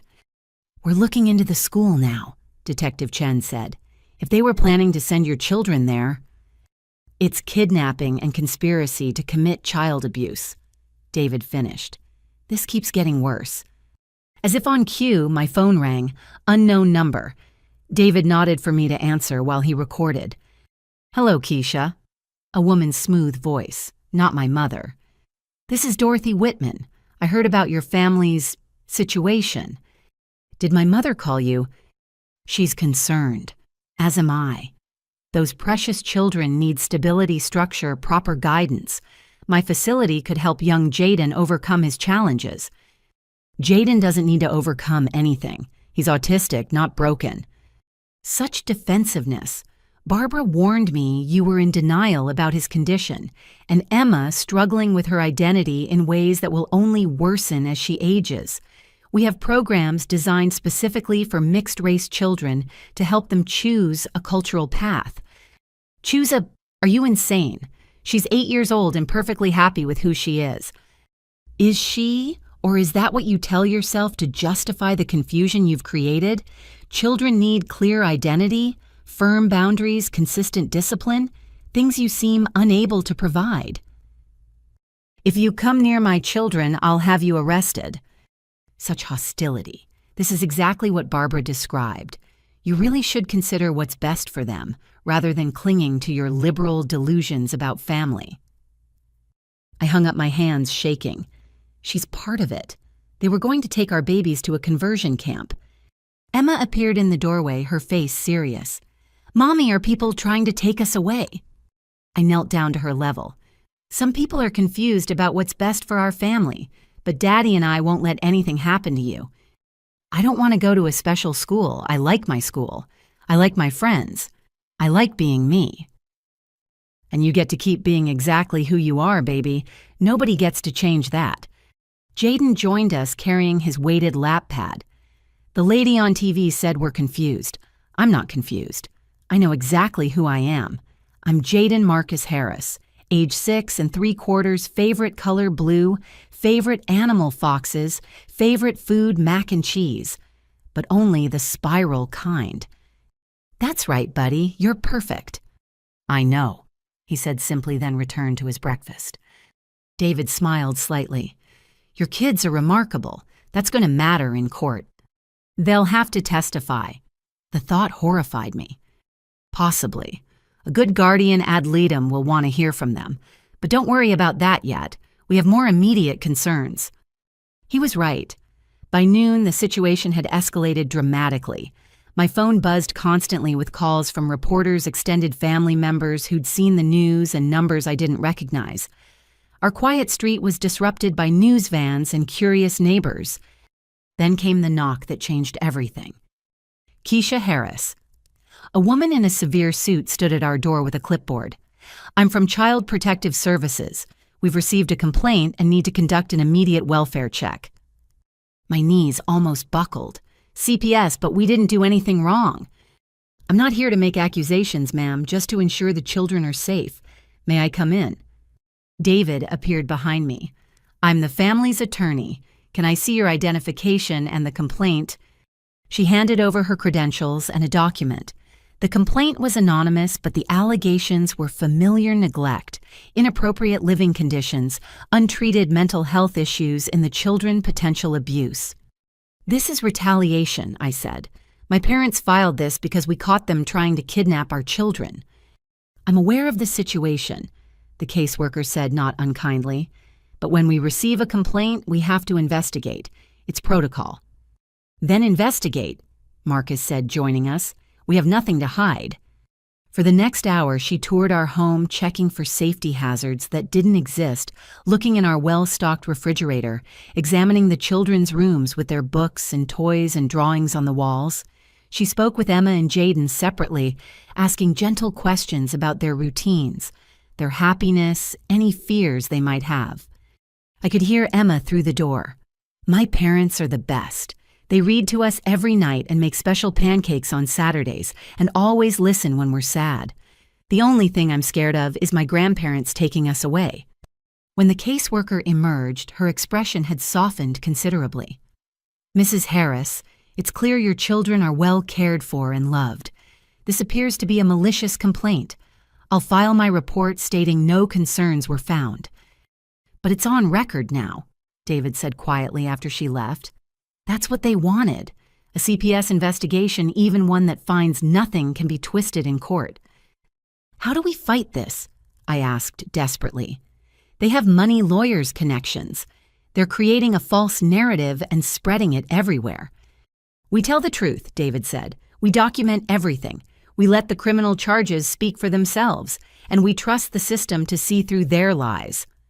But as I looked out at the circus my life had become, I wondered if trust was enough. My parents had turned our world into a battlefield, and they were using weapons I'd never imagined family would wield against each other. The war for our children was escalating, and I was beginning to understand that in their world, truth was just another casualty. 3 days after the attempted kidnapping, David Washington called an emergency meeting. His usually calm demeanor was replaced by barely contained fury as he spread documents across our dining room table. "We've uncovered something massive," he began. "Patricia Stonefield isn't just a lawyer taking advantage of family disputes. She's running an organized operation." Marcus and I leaned forward as David showed us a chart with interconnected names, dates, and dollar amounts. In the past 5 years, Stonefield and Associates has facilitated 43 emergency custody transfers from parents to grandparents. In every case, the parents were either mixed-race couples, single mothers, LGBTQ families, or had children with special needs. In every case, the grandparents were wealthy, white, and connected. 43 families. I could barely breathe. How has no one stopped this? Because it's all been done under the radar. Small towns, different jurisdictions sealed family court records. Your parents made a mistake going big with the kidnapping attempt. That's what exposed the whole network. He pulled out another folder. This is the worst part. In 60% of these cases, the children ended up at therapeutic facilities like Dorothy Whitman's school, places that practice conversion therapy, behavior modification, and worse. Worse, Marcus's voice was dangerously low. 7 children have died in these facilities over the past decade. Suicide accidents, medical neglect. Dozens more have testified about abuse when they aged out. I ran to the bathroom and vomited. The thought of Emma and Jaden in one of those places being tortured for being who they were, being told their very existence was wrong. When I returned shaky but determined, David was showing Marcus financial records. "Your parents paid Stonefield a $50,000 retainer, but there are additional payments planned. $25,000 upon successful custody transfer, another $50,000 once the children were enrolled at Whitman's facility." "They were buying our children," Marcus said flatly. "Essentially, yes. The FBI found similar payment structures in other cases. It's human trafficking disguised as custody disputes." "But why?" I asked. "Why would grandparents do this to their own families?" David's expression was grim. "We found online forums, private Facebook groups, even a newsletter. They call themselves Grandparents' Rights Warriors and believe they're saving children from destructive modern lifestyles. They share tactics, recommend lawyers like Stonefield, celebrate when they rescue grandchildren." He showed us screenshots that made my blood run cold. My mother's username was visible in multiple discussions. "Finally convinced R to file papers," I read aloud from one of her posts dated 2 months ago. "The children will thank us someday for saving them from their mother's selfish choices." Another post, "Visited today. Jay's condition is worse, clearly not getting proper treatment. He confused about identity as expected. Documentation gathered. Liberation soon." Liberation. I spat. She was plotting to steal my babies and calling it liberation. "Look at this one." Marcus pointed to a different screenshot. Dorothy's facility has immediate openings. J, perfect candidate for intensive intervention. E, young enough for identity redirection. Insurance will cover through proper diagnosis coding. Insurance fraud, too, David noted. They were going to fake diagnoses to get insurance to pay for torturing your children. I kept reading each post, more horrifying than the last. Grandparents celebrating successful custody grabs, sharing photos of rescued children at boarding schools, discussing how to break parent-child bonds, recommending which judges were sympathetic to their cause. This one mentions you specifically, David said gently, showing me a thread titled, Dealing with Resistant Adult Children. My mother had written, Kay has always been stubborn, even as a child. Marrying beneath her was predictable rebellion. The children are innocent victims. Sometimes we must be cruel to be kind. They'll understand when they're older and properly educated. The responses were a chorus of agreement and advice. Cut off financial support to create desperation. Document every parenting mistake.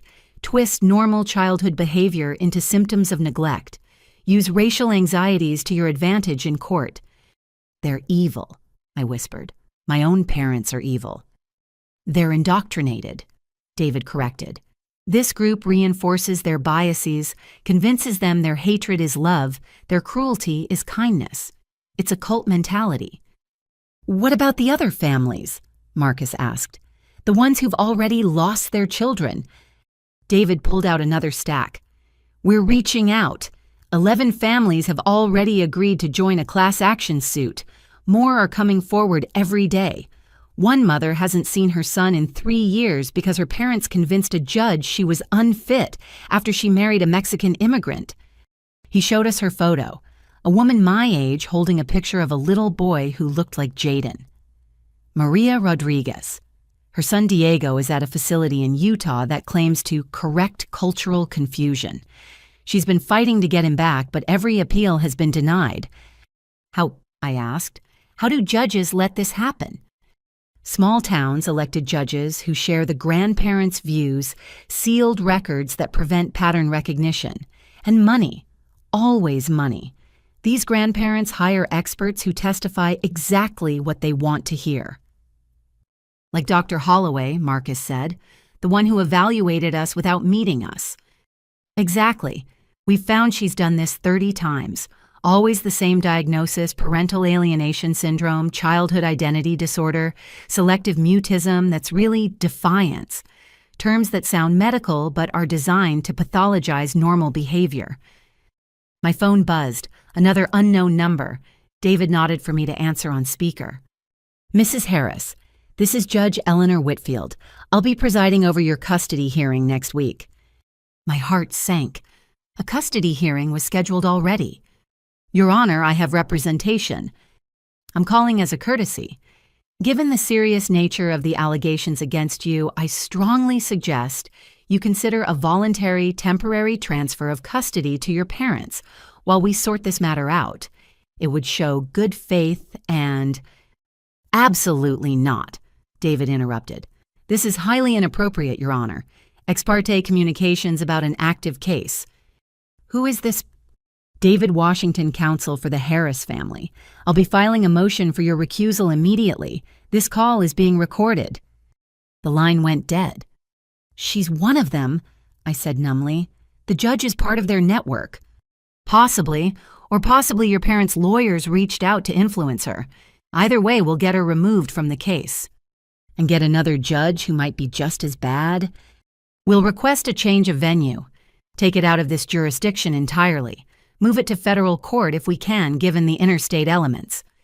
Emma appeared in the doorway, Jaden behind her. They'd been playing in their room, but both looked serious.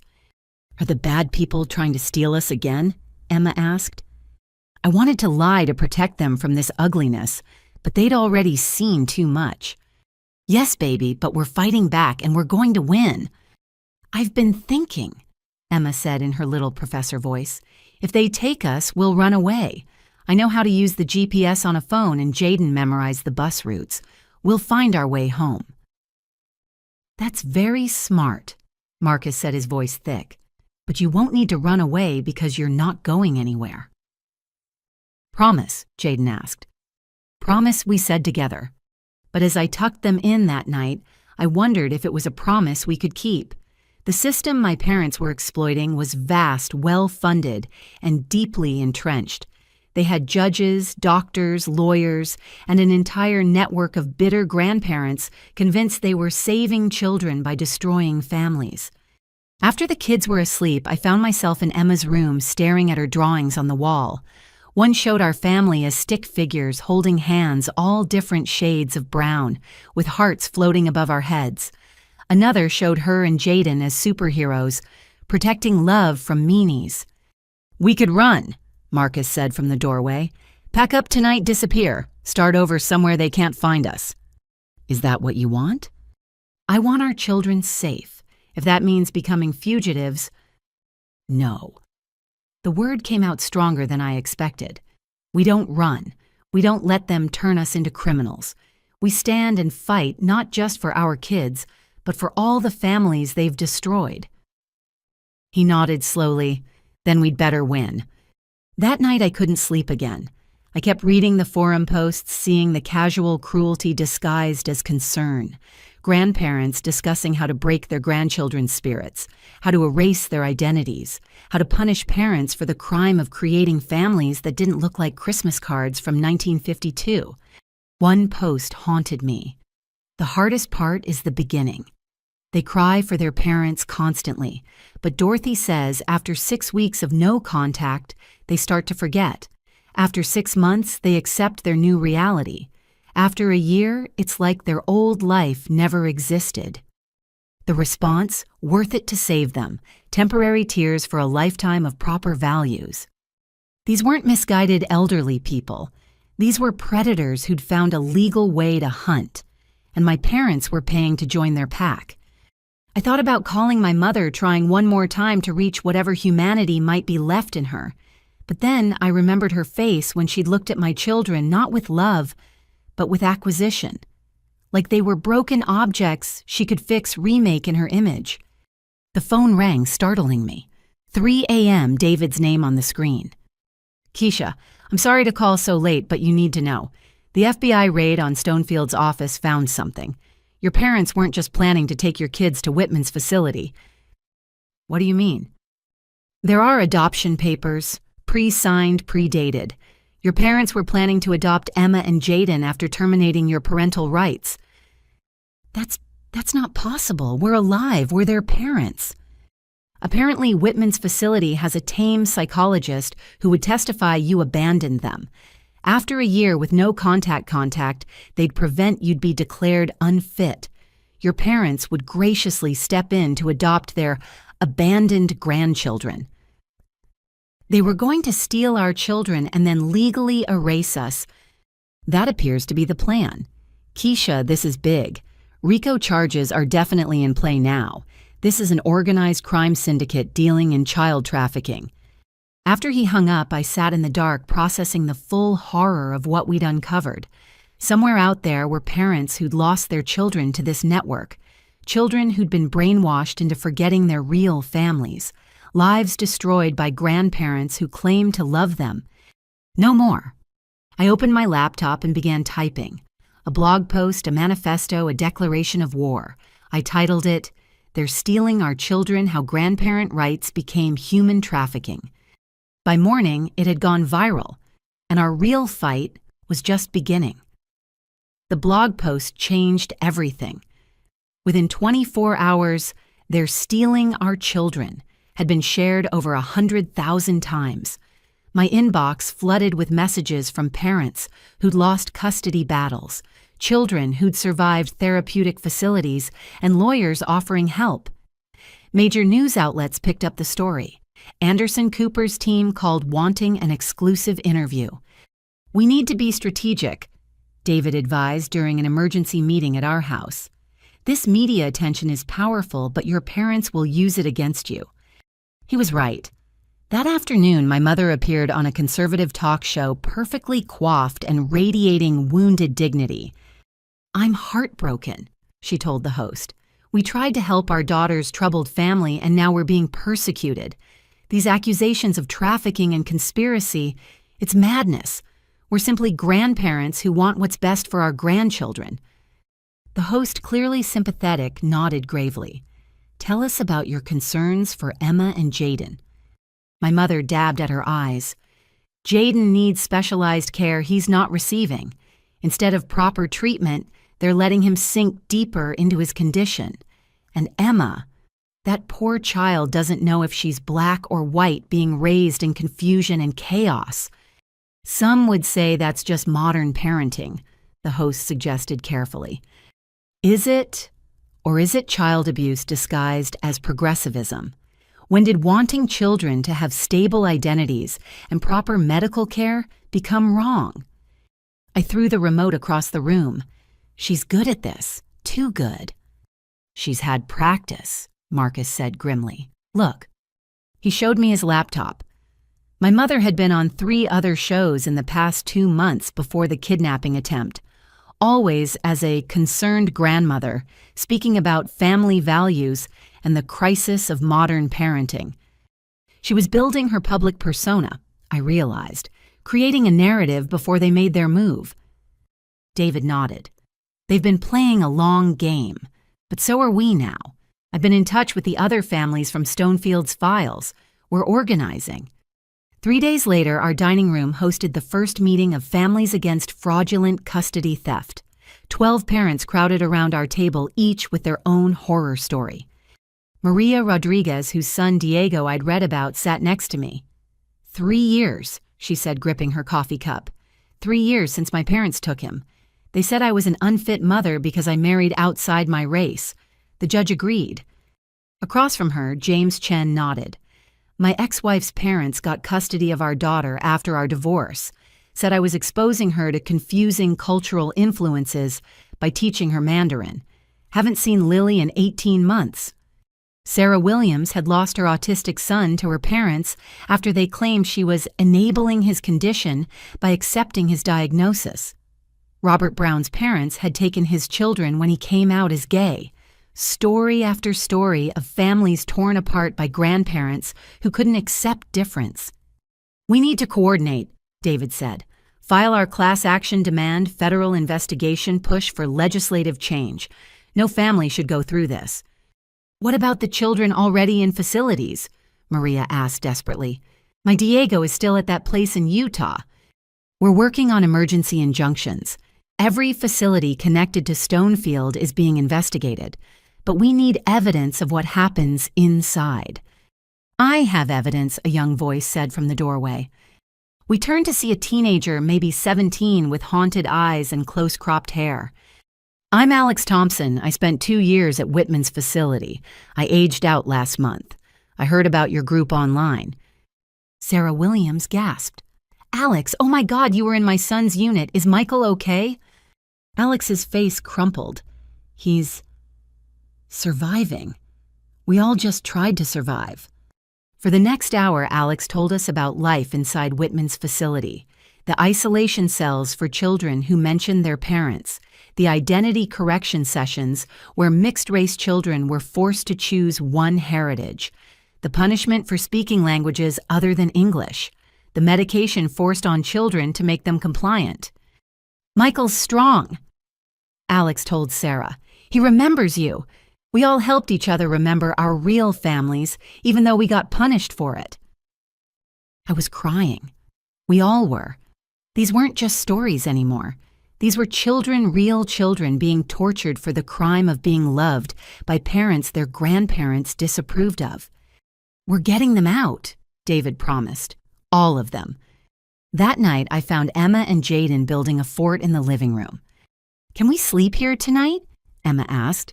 "Together?" "Bad dreams," I guessed. "Sometimes I dream they take us away," Jaden admitted. "But in the fort, we're safe." Marcus and I exchanged glances. Our children were showing signs of trauma from the attempted kidnapping. They needed normalcy, but how could we provide that when we were in the middle of a war? "How about we all camp out here tonight?" Marcus suggested. "Family fort." As we settled into the blanket fort, Emma asked, "Why do Grandma and Grandpa hate us?" "They don't hate you," I said carefully. "They're confused about what love means." No, Emma said firmly. Love means accepting people as they are, like you and Daddy do, like Nana Rose does. Grandma and Grandpa want to change us. That's not love. From the mouths of babes. The next morning brought a breakthrough. Detective Chen called with news from the FBI raid on Stonefield's computers. We found the whole network, email lists, payment records, correspondence with facilities across 12 states.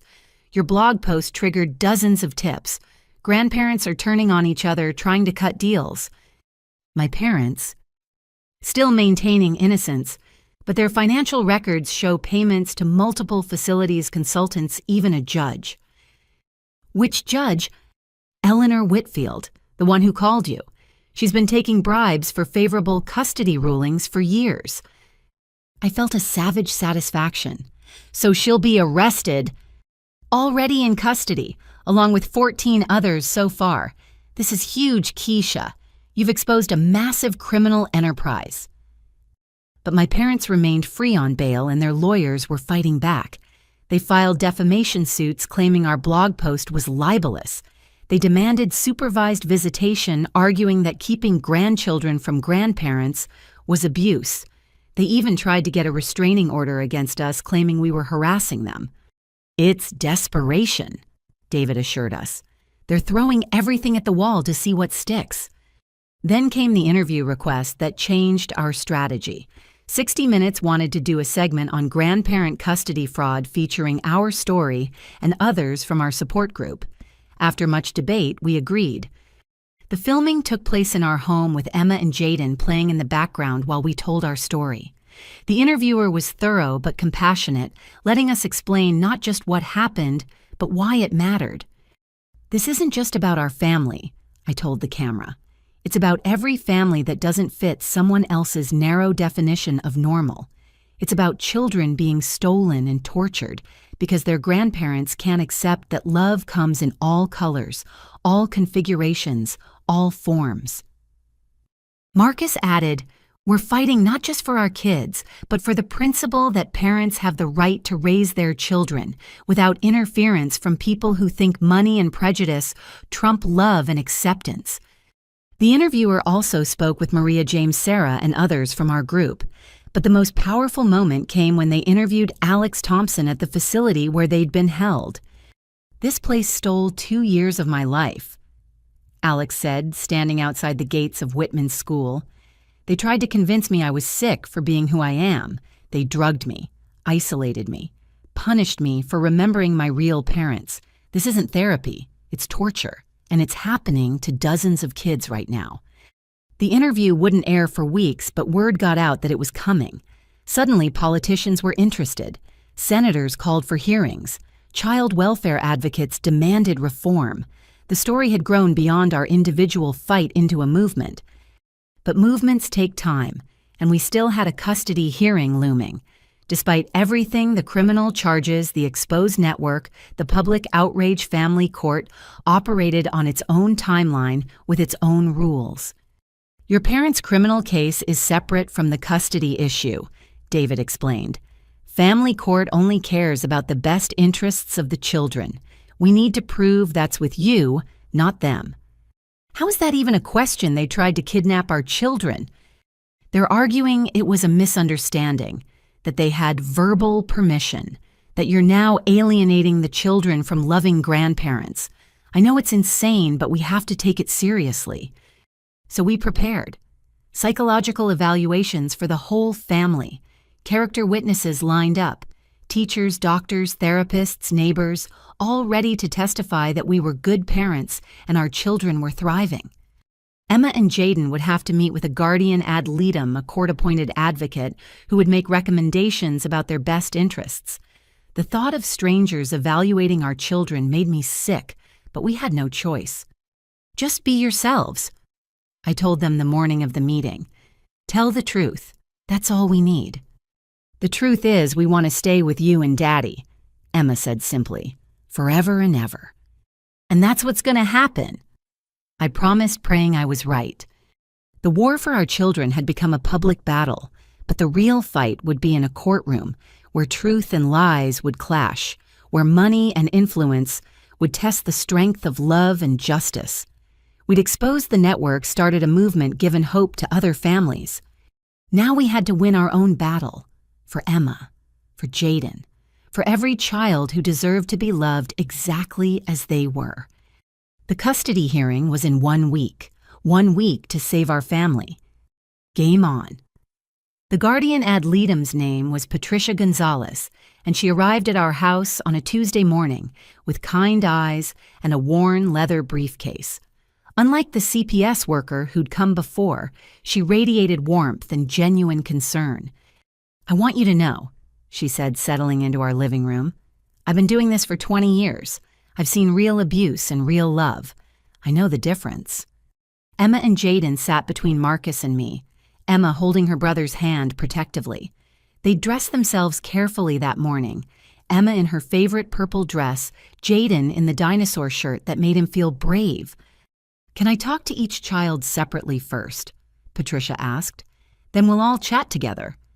I wanted to say no to keep my babies within arm's reach, but David had coached us on this. Cooperation was crucial. So Emma went first, leading Patricia to the dining room, with the confidence of a child who knew she was loved. Through the French doors, I could see them talking. Emma's hands moved animatedly as she spoke, occasionally pointing to family photos on the wall. At one point, she pulled out her tablet to show Patricia something that made the woman smile broadly. "She's showing off her science presentations," Jaden informed us. "She made one about our family tree that has everybody in it, even Daddy's foster families." My heart swelled. Of course Emma had made our complicated family into a science project. That was so perfectly her. When it was Jaden's turn, he brought his collection of fox figurines. Patricia sat on the floor with him, letting him explain each one in detail. I watched him relax as he talked about his special interest, his hands steadying as he arranged the foxes in precise patterns. "You know what I love about foxes?" I heard him say. "They're all different colors, but they're all still foxes. Like people. We're all different, but we're all still family." Marcus squeezed my hand. Our 6-year-old had just explained diversity better than most adults could. After individual conversations, Patricia gathered us all together. "I'd like to see your normal routine. Don't perform for me, just be yourselves." So we did. Marcus helped with homework while I started dinner. Emma practiced piano while Jaden built elaborate Lego structures. We ate together, talking about our days, laughing at Jaden's fox facts, planning for Emma's upcoming school play. "This is nice," Patricia said as we cleared the table together. "Real, loving, exactly what children need." "Then why are we being investigated?" Emma asked boldly. "We didn't do anything wrong. Grandma and Grandpa did." Patricia's expression was carefully neutral. "Sometimes adults disagree about what's best for children. My job is to make sure the judge understands what you need and want." "We need our parents," Jaden said simply. "We want our family. That's all." That evening, after Patricia left with pages of notes and promises to recommend maintaining our current custody arrangement, David called with urgent news. "Sit down," he said. "This is big. Bigger than what we already know." Remember Alex Thompson, the teenager who aged out of Whitman's facility? They've been busy. He sent us a link to a website, Survivors of Grandparent Custody Theft. Alex had created a platform for children who'd been through the facilities to share their stories. In 3 days, over 200 testimonials had been posted. I read through them, each one more heartbreaking than the last. They told me my mom didn't want me anymore because I was too Mexican. I found out later she'd been fighting to get me back for 5 years. I was punished every time I mentioned being proud of my Black heritage. They said I was choosing wrong. My grandparents said my dad's homosexuality was contagious. I spent 3 years in conversion therapy. I was 9 when it started. They made me take pills that made me forget things. I can't remember my little sister's face anymore. But there was hope too. Stories of resistance, of secret networks within facilities where children helped each other remember their families. Stories of aging out and finding their parents again. Stories of healing and rebuilding. "The FBI wants to interview all of them," David continued. This is evidence of systematic child abuse across state lines. We're talking federal prosecution for everyone involved. What about current children in facilities? Marcus asked. Are they getting them out? Emergency injunctions filed in 6 states. Facilities are being raided as we speak. Parents are being notified. It's happening, Marcus. The whole network is crumbling. I wanted to celebrate, but all I could think about were the children still trapped, still being told their families were wrong, still being medicated into forgetting love. The next morning brought another surprise. A package arrived with familiar handwriting. My Aunt Linda, my mother's sister, who'd been silent through all of this. Inside was a letter and a flash drive. Keisha. The letter began, I should have spoken up sooner. I've watched my sister descend into this madness for years, but I was too cowardly to intervene. No more. This drive contains recordings from family gatherings where Barbara discussed her plans. I thought she was just venting. I was wrong. Use this to protect your children. They deserve better than what our family has become. The recordings were damning. My mother at Christmas dinner calmly discussing how she'd fix my children once she had custody. My father calculating how much it would cost to properly educate them out of their confusion. Other relatives chiming in with suggestions and support. One recording stood out, a conversation between my mother and Dorothy Whitman from Thanksgiving. The mixed-race ones are easiest to reprogram, Whitman's voice said. They're already confused about identity. We just guide them toward the correct choice. And Jaden's autism. Behavioral modification works wonders. 6 months of intensive therapy, and he'll learn to suppress those tendencies. Act normal even if he isn't. Whatever it takes, my mother replied. I won't have defective grandchildren. I had to pause the recording to cry.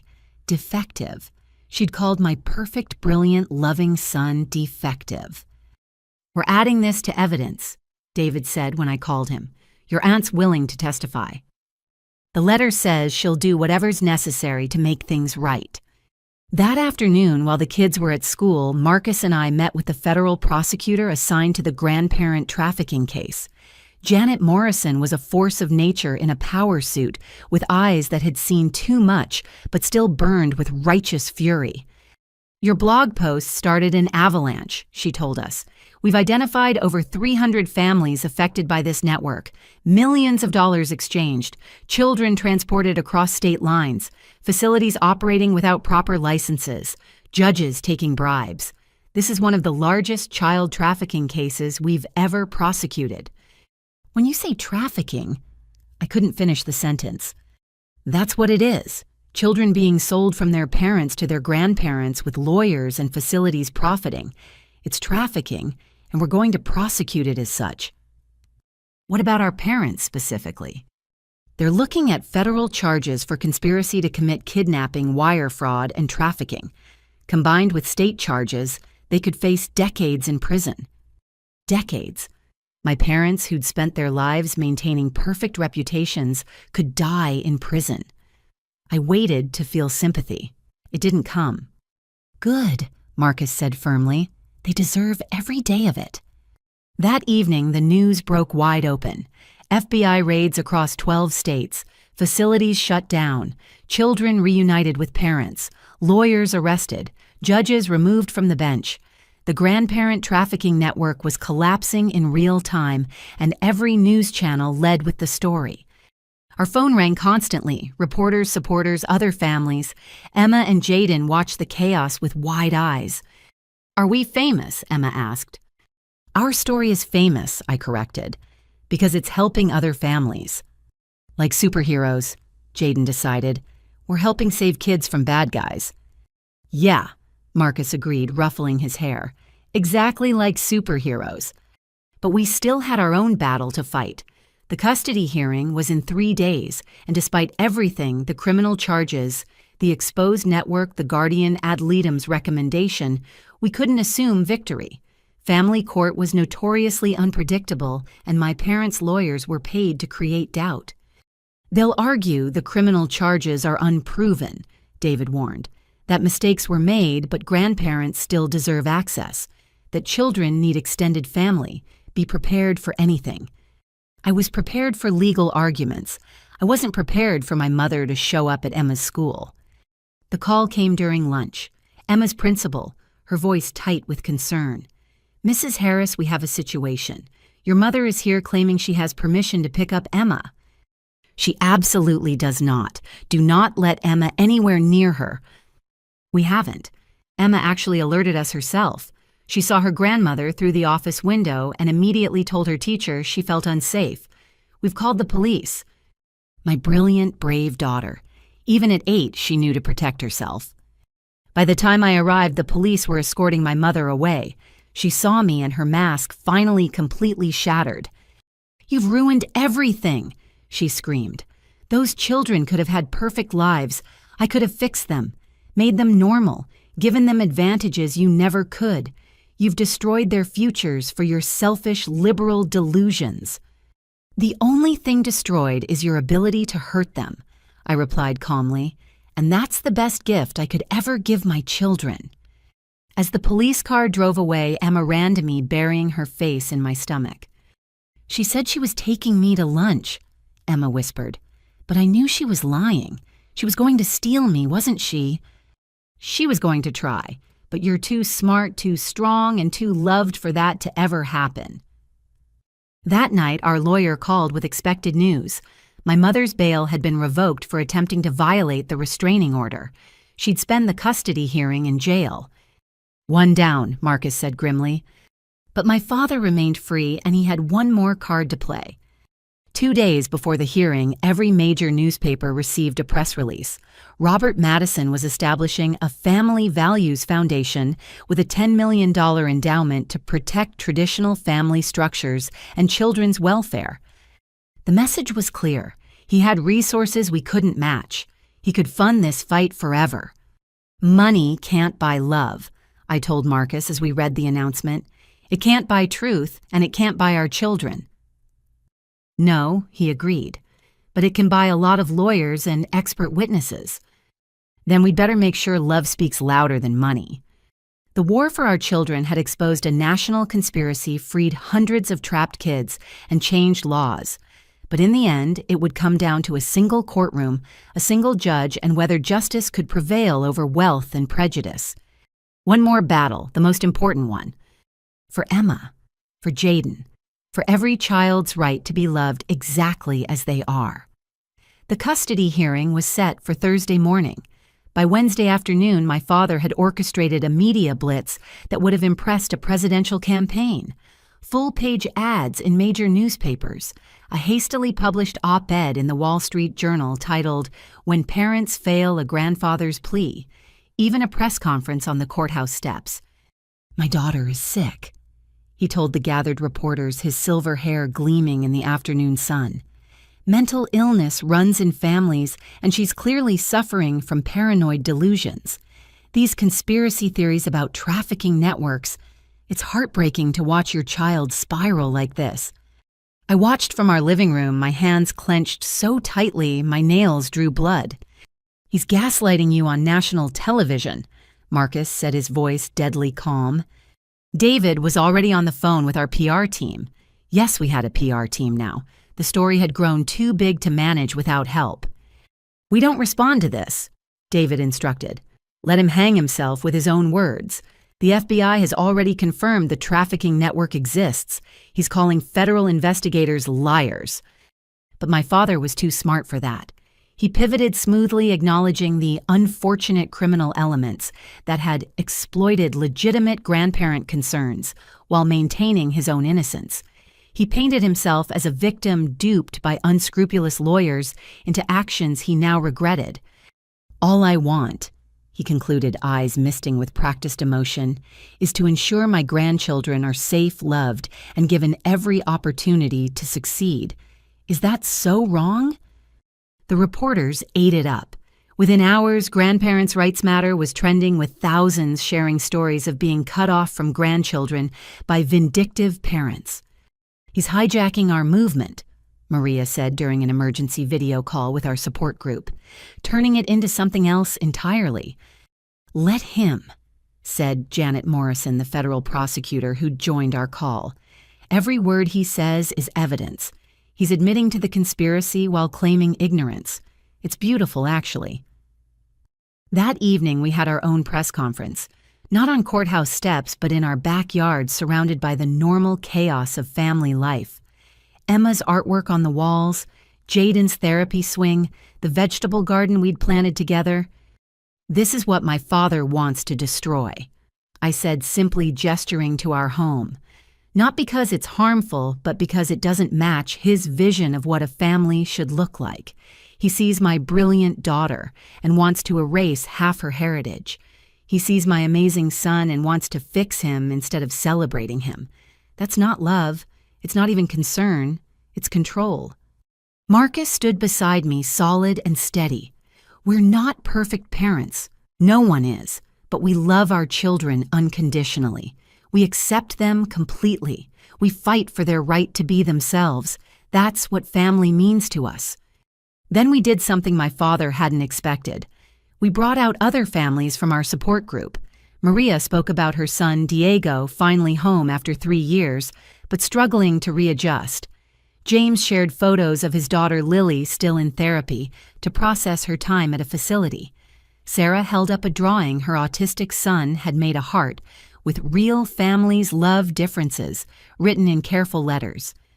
This isn't about one family, I concluded. It's about whether we as a society will allow children to be stolen and reprogrammed because they don't fit someone's narrow definition of normal. Tomorrow, a judge will decide our case. But whatever happens, we'll keep fighting for every family's right to love freely. The response was immediate and overwhelming. "Love Not Control" began trending, overtaking my father's hashtag within hours. Stories poured in from families who'd been judged, threatened, or torn apart by relatives who couldn't accept difference. But the real breakthrough came at 10 that night. David called, his voice electric with excitement. "Check your email now." The attachment was a video file, security footage from Stonefield's law office dated 2 months before the kidnapping attempt. It showed my parents in a conference room with Patricia Stonefield and 2 other lawyers. The audio was clear. "We need guaranteed results," my father was saying. "Full custody, permanent termination of parental rights, and sealed records."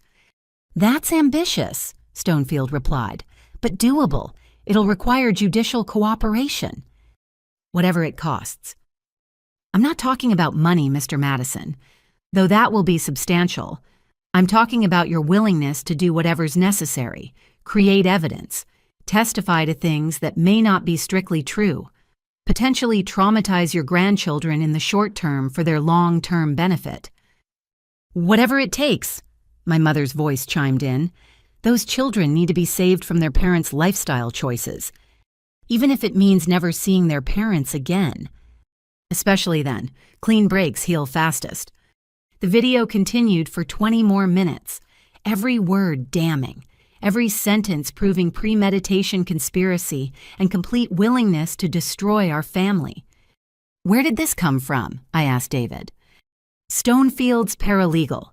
She's been copying files for months, horrified by what she was seeing, but afraid to speak up. The FBI raids gave her courage. She has hundreds of hours of recordings." "Is it admissible?" "In criminal court, absolutely. Family court is trickier, but Judge Harrison is known for considering all evidence that impacts child welfare. We're filing it tonight." I couldn't sit still. This video changed everything. It proved beyond doubt that my parents had planned every detail that they'd known, exactly what they were doing, that they'd been willing to traumatize Emma and Jaden to get what they wanted. "We've got them," Marcus said, watching the video for the 3rd time. "They can't explain this away." But I knew my father. He'd been playing chess while others played checkers his entire life. He'd have a counter move. It came at midnight. My phone rang with a number I didn't recognize. Against my better judgment, I answered. "Keisha." My father's voice, but different. Older, tired. "We need to talk." "We have nothing to say to each other." "I'm at the Marriott downtown. Suite 1247, 1 hour, come alone." Are you insane? There's a restraining order. You'll be arrested. 1 hour, or tomorrow I'll present evidence that will destroy your husband's career and reputation. Your choice. The line went dead.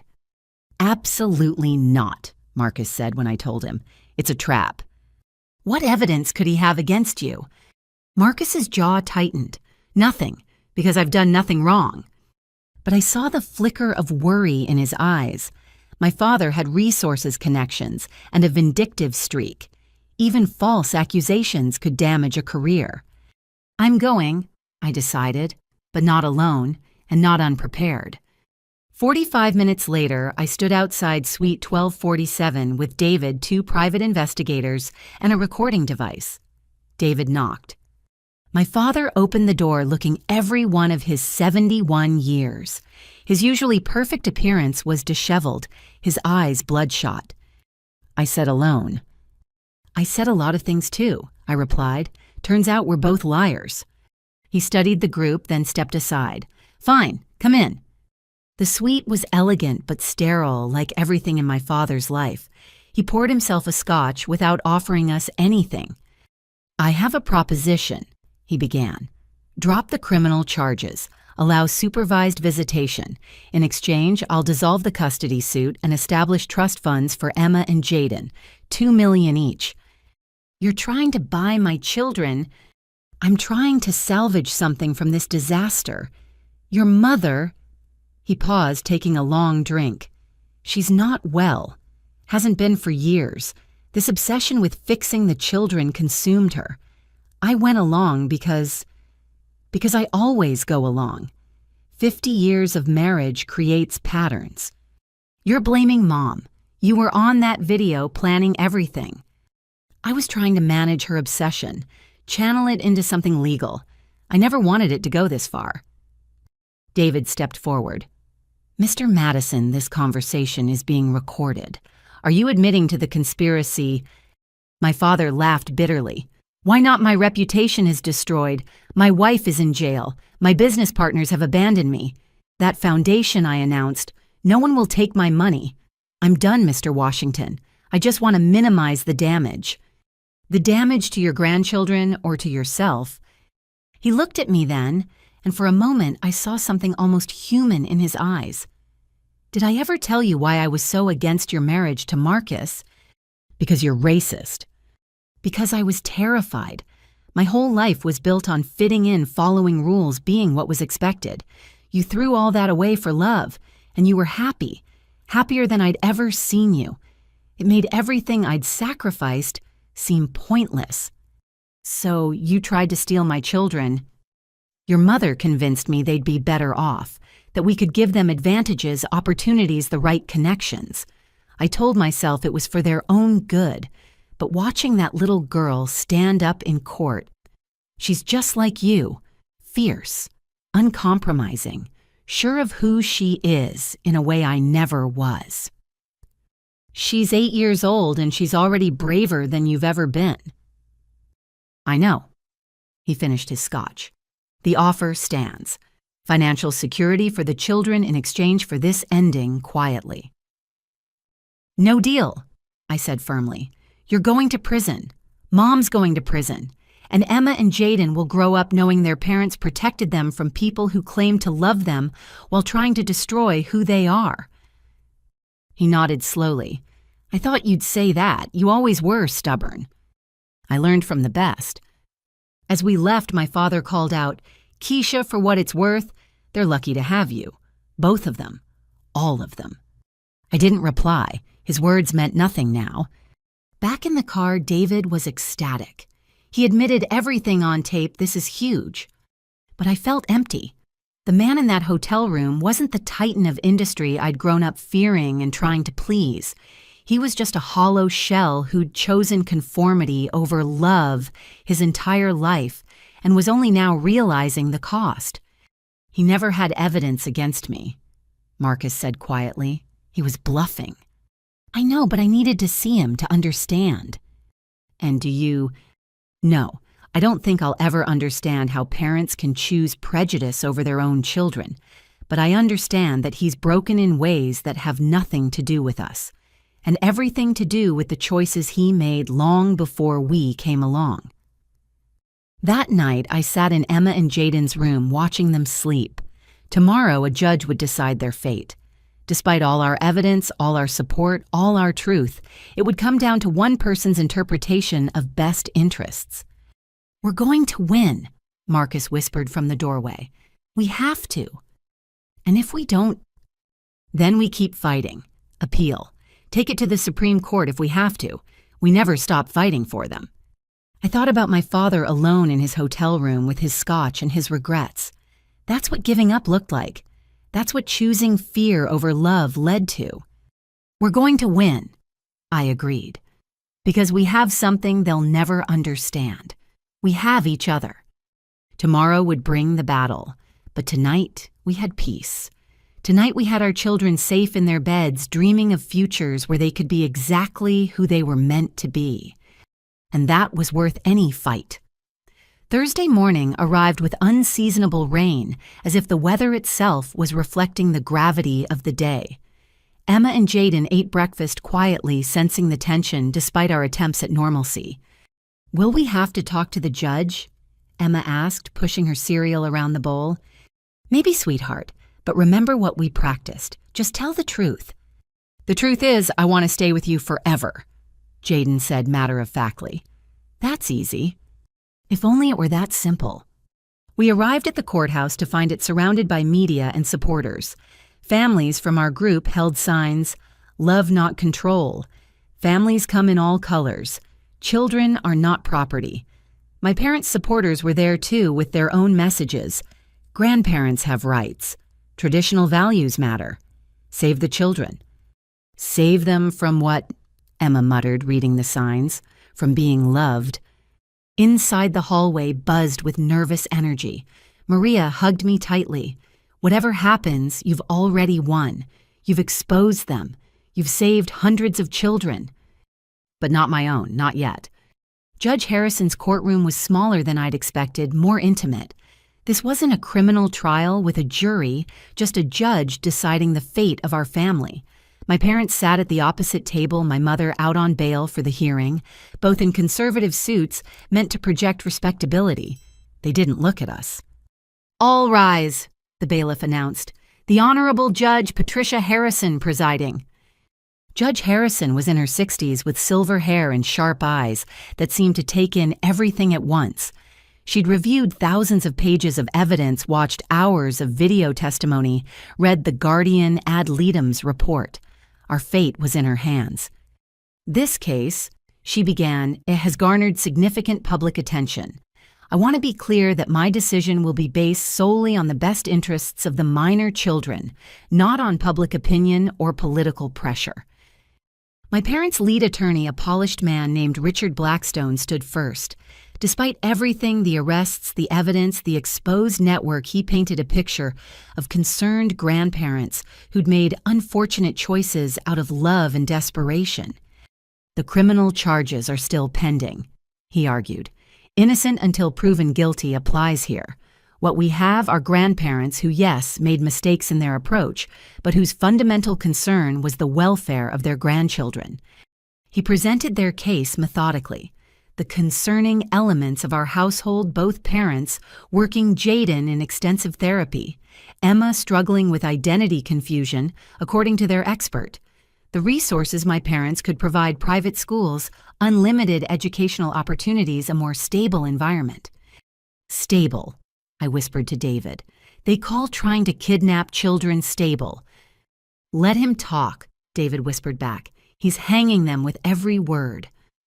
Blackstone continued for an hour, painting us as well-meaning but overwhelmed parents who couldn't provide the advantages these children deserved.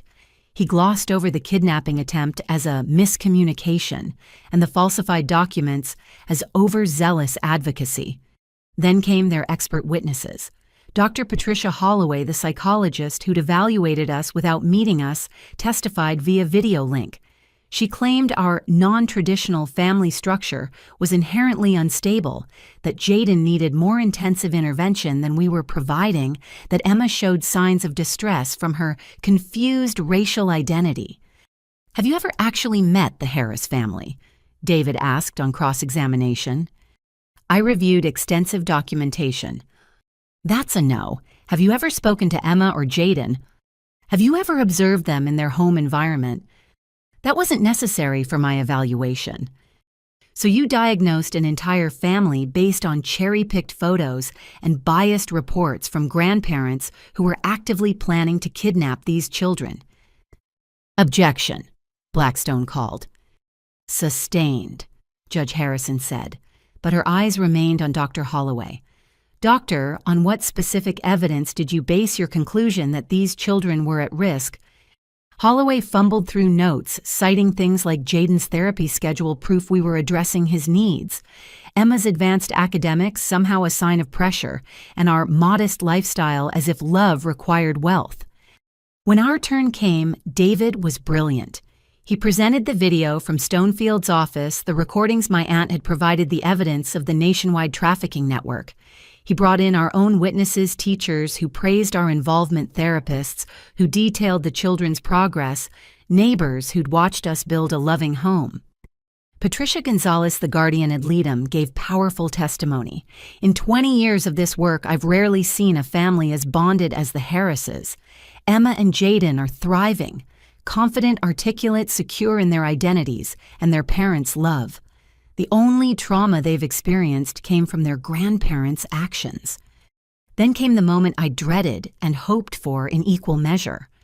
"Your Honor," David said, "Emma and Jaden Harris have asked to address the court." Judge Harrison considered, "This is highly unusual for children so young." "These are unusual circumstances, Your Honor. These children have shown remarkable maturity throughout this ordeal. They deserve to be heard." "I'll allow it, but I'll speak with them in chambers with only the guardian ad litem present." My heart broke as Emma and Jaden stood holding hands. Emma whispered something to her brother, and he nodded. They walked toward the judge's chambers with the dignity of children who'd learned too young that sometimes you have to fight for love. The 30 minutes they were gone felt like 30 years. Marcus held my hand so tightly I lost feeling in my fingers. My parents sat rigidly whispering with their attorneys. When the doors opened, Emma and Jaden emerged with tear-stained faces but heads held high. They walked directly to us, ignoring everyone else, and buried themselves in our arms. "We told her everything," Emma whispered, "about the suitcases and the plane tickets and how Grandma said we were broken. We told her we want to stay with you forever." Judge Harrison returned to the bench, her expression unreadable. The courtroom fell silent. "I've reviewed extensive evidence in this case," she began. "Criminal conspiracies, falsified documents, attempted kidnapping, a nationwide network of grandparents systematically stealing children from fit parents. It's one of the most disturbing cases I've encountered in 30 years on the bench. My parents' attorney started to stand, but she waved him down. "Mr. and Mrs. Madison, you came to this court seeking custody of your grandchildren. You claimed their parents were unfit, their home unstable, their futures at risk. What I've found instead is that you posed the greatest risk to these children's well-being." My mother made a small sound, quickly muffled. "You viewed your grandchildren not as individuals to be cherished, but as projects to be fixed. You saw their biracial identity as a problem to be solved rather than a beautiful reflection of their heritage. You saw Jaden's autism as a defect to be hidden rather than a difference to be supported. You were willing to traumatize these children to force them into your narrow vision of acceptability." "Your Honor." Blackstone tried.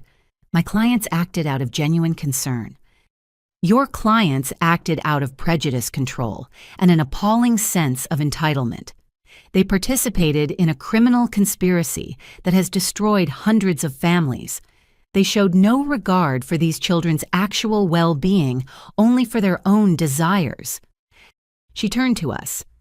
"Mr. and Mrs. Harris, you're not perfect parents. No one is. But you love your children unconditionally. You support them completely. You've created a home where differences are celebrated, where identity is embraced, where love truly is the only requirement for family.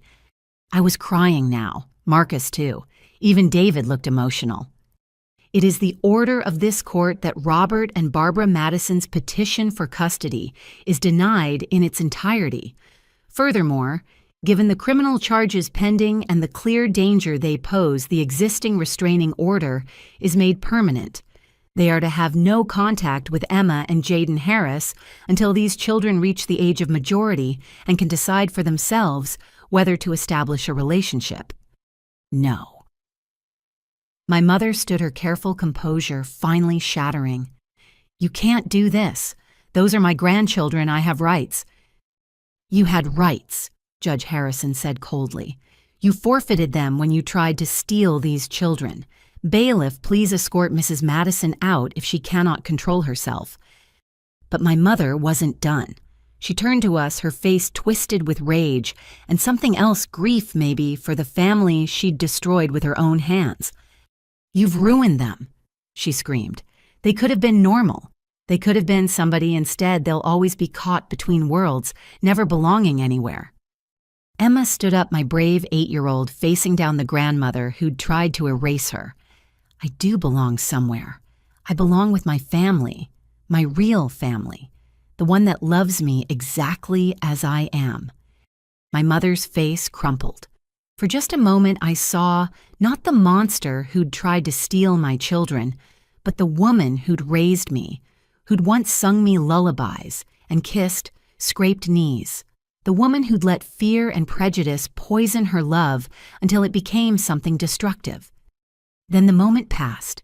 The bailiffs let her out, my father following silently, and they were gone from our lives.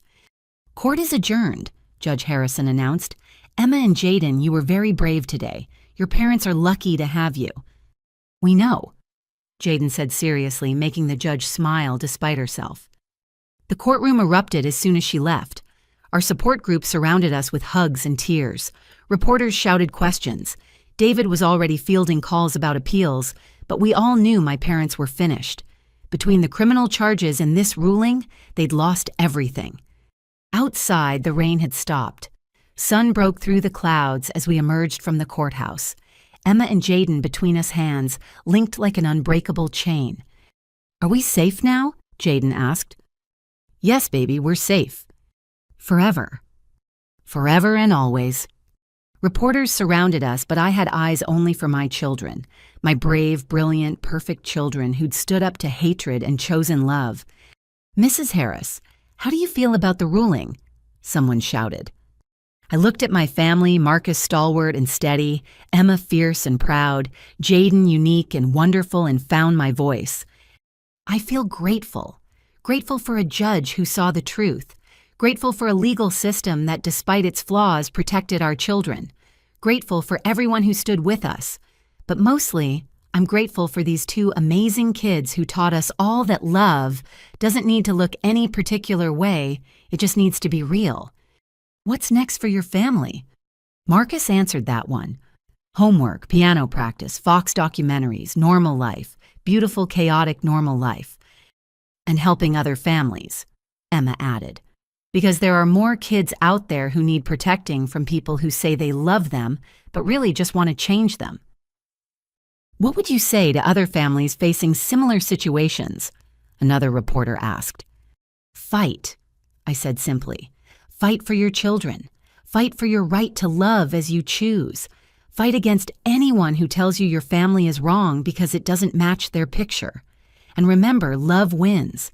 It's harder, it takes longer. But love wins. As we walked to our car, Emma tugged on my hand. Mommy, I know Grandma and Grandpa did bad things, but I still feel sad for them. Why's that, baby? Because they had us, all of us, and they threw us away for stupid reasons. They chose being mean over being family. That's the saddest thing I can think of. Out of the mouths of babes. That night, we had a celebration that was really more of a collapse. Pizza in front of the TV, everyone in pajamas by 6, emotional exhaustion settling over us like a weighted blanket. But we were together. We were safe. We were whole. The war was won, but battles remained.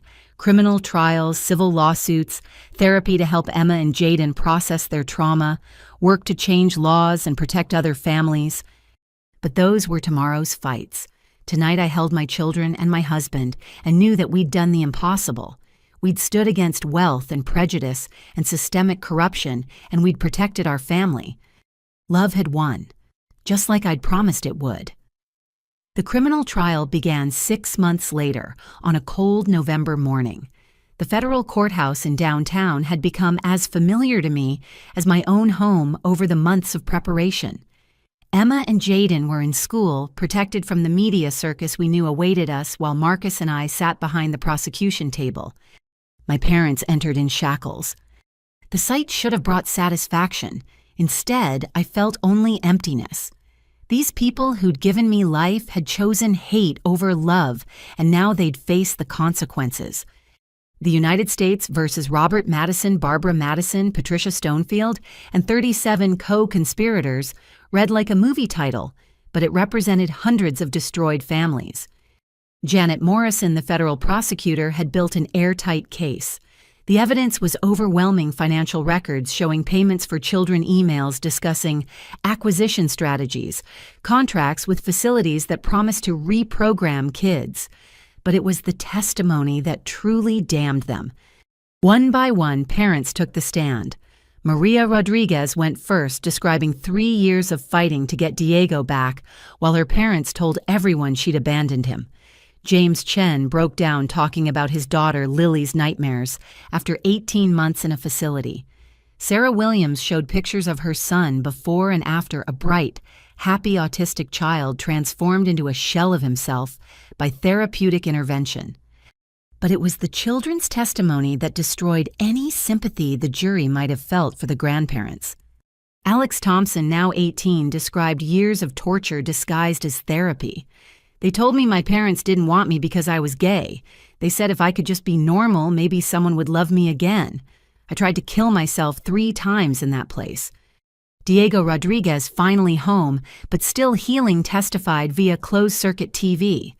They made me choose between being Mexican and being white. Said I had to pick one.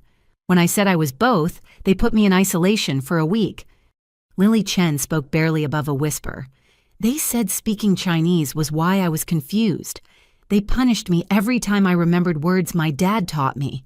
Now I can't remember any of them. They stole my father's language from me.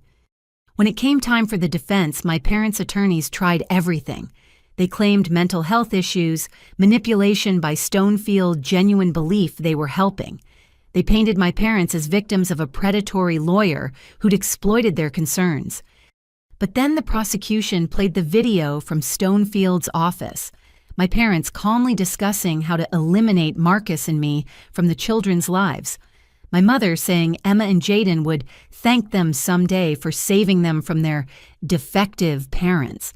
My father calculating exactly how much he was willing to pay to purchase his grandchildren like property. The jury deliberated for exactly 93 minutes.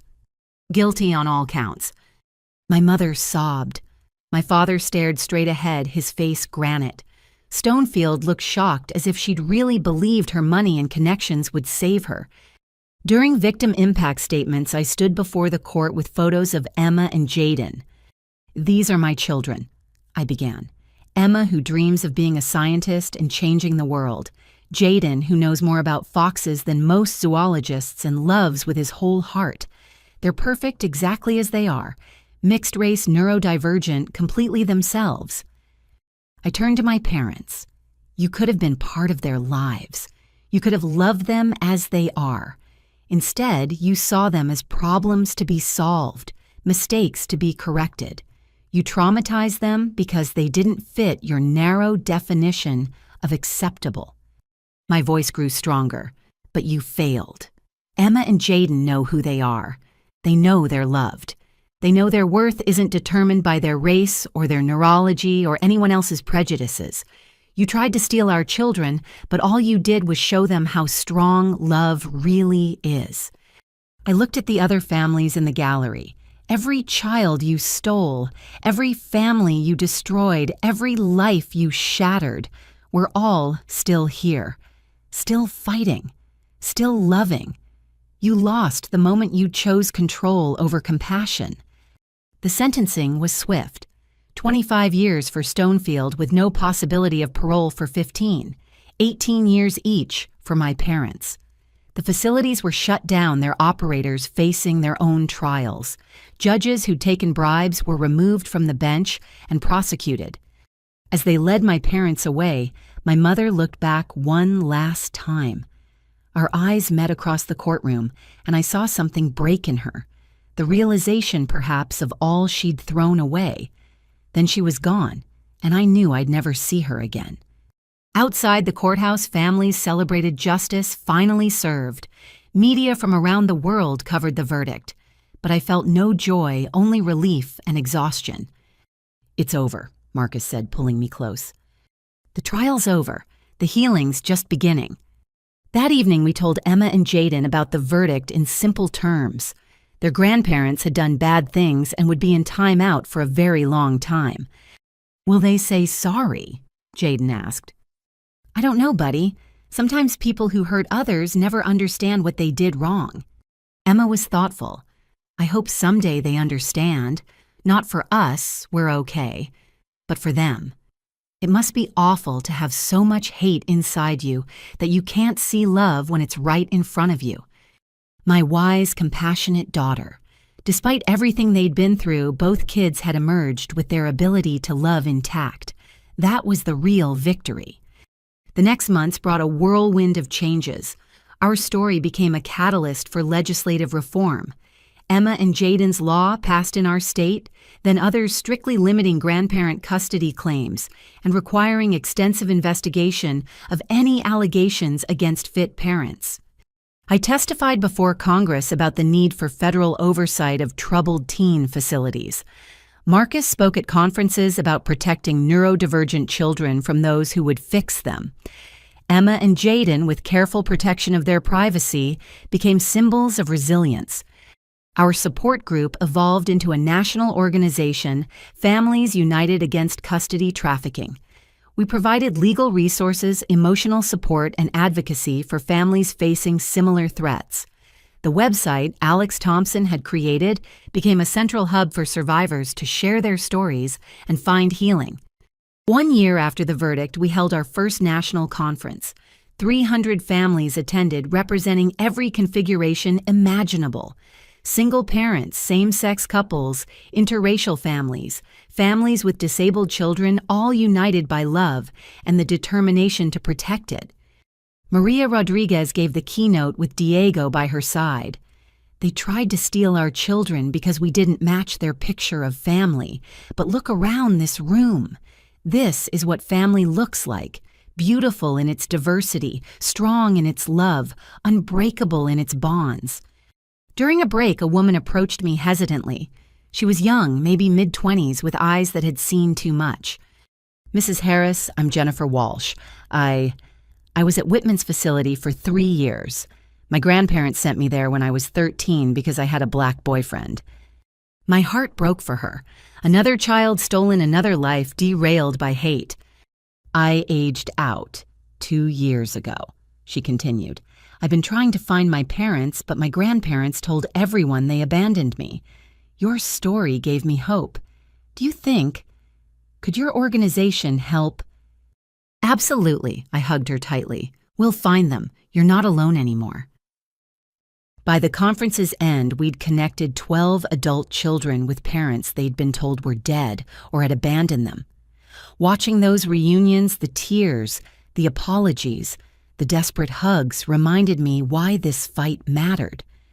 But the sweetest moment came at our own home. Emma had won her school's science fair with a project on genetic diversity. Jaden had been selected for an advanced program that celebrated neurodivergent learners. We were having a small celebration when Emma asked to make a toast. "To our family," she said, raising her juice glass. We're all different colors, and our brains work different ways, and some people think that's wrong. But I think it's like my science project diversity makes us stronger. We survived because we're different, not despite it. To being different, Jaden agreed solemnly, and to parents who love different. To love winning, Marcus added, his eyes suspiciously bright. To love winning, I echoed, looking at my beautiful, imperfect, triumphant family. The war was over. We'd exposed the network, changed laws, saved hundreds of children. My parents would spend their remaining years in prison, finally stopped from hurting anyone else. The facilities were closed. The corrupt judges removed the trafficking pipeline, destroyed. But most importantly, Emma and Jaden were safe. They knew they were loved exactly as they were. They understood that family meant choosing love over fear, acceptance over control, diversity over conformity. We'd won. Not just the legal battle, but the war for our children's souls. They would grow up free to be themselves, proud of all their heritage, confident in their worth. The trauma would fade, though never fully disappear, but it would be replaced by the knowledge that love, real love, unconditional love, that celebrates instead of controls, always wins in the end. As I tucked them in that night, Jaden asked his nightly question, "Are we safe?" "Yes, baby, we're safe. Forever. Forever and always." And finally, blessedly, it was true. 2 years had passed since the verdict. 2 years of healing, of building, of watching our children grow into their strength. Emma was 10 now, all legs and determination, her science projects growing more ambitious with each passing month. Jaden, 8 and thriving, had become an advocate for autistic children in his school, teaching his classmates about neurodiversity, with the confidence of someone who'd learned his difference was a gift, not a flaw. The call came on a Tuesday afternoon while I was working from home. The number was blocked, but something made me answer. "Mrs. Harris."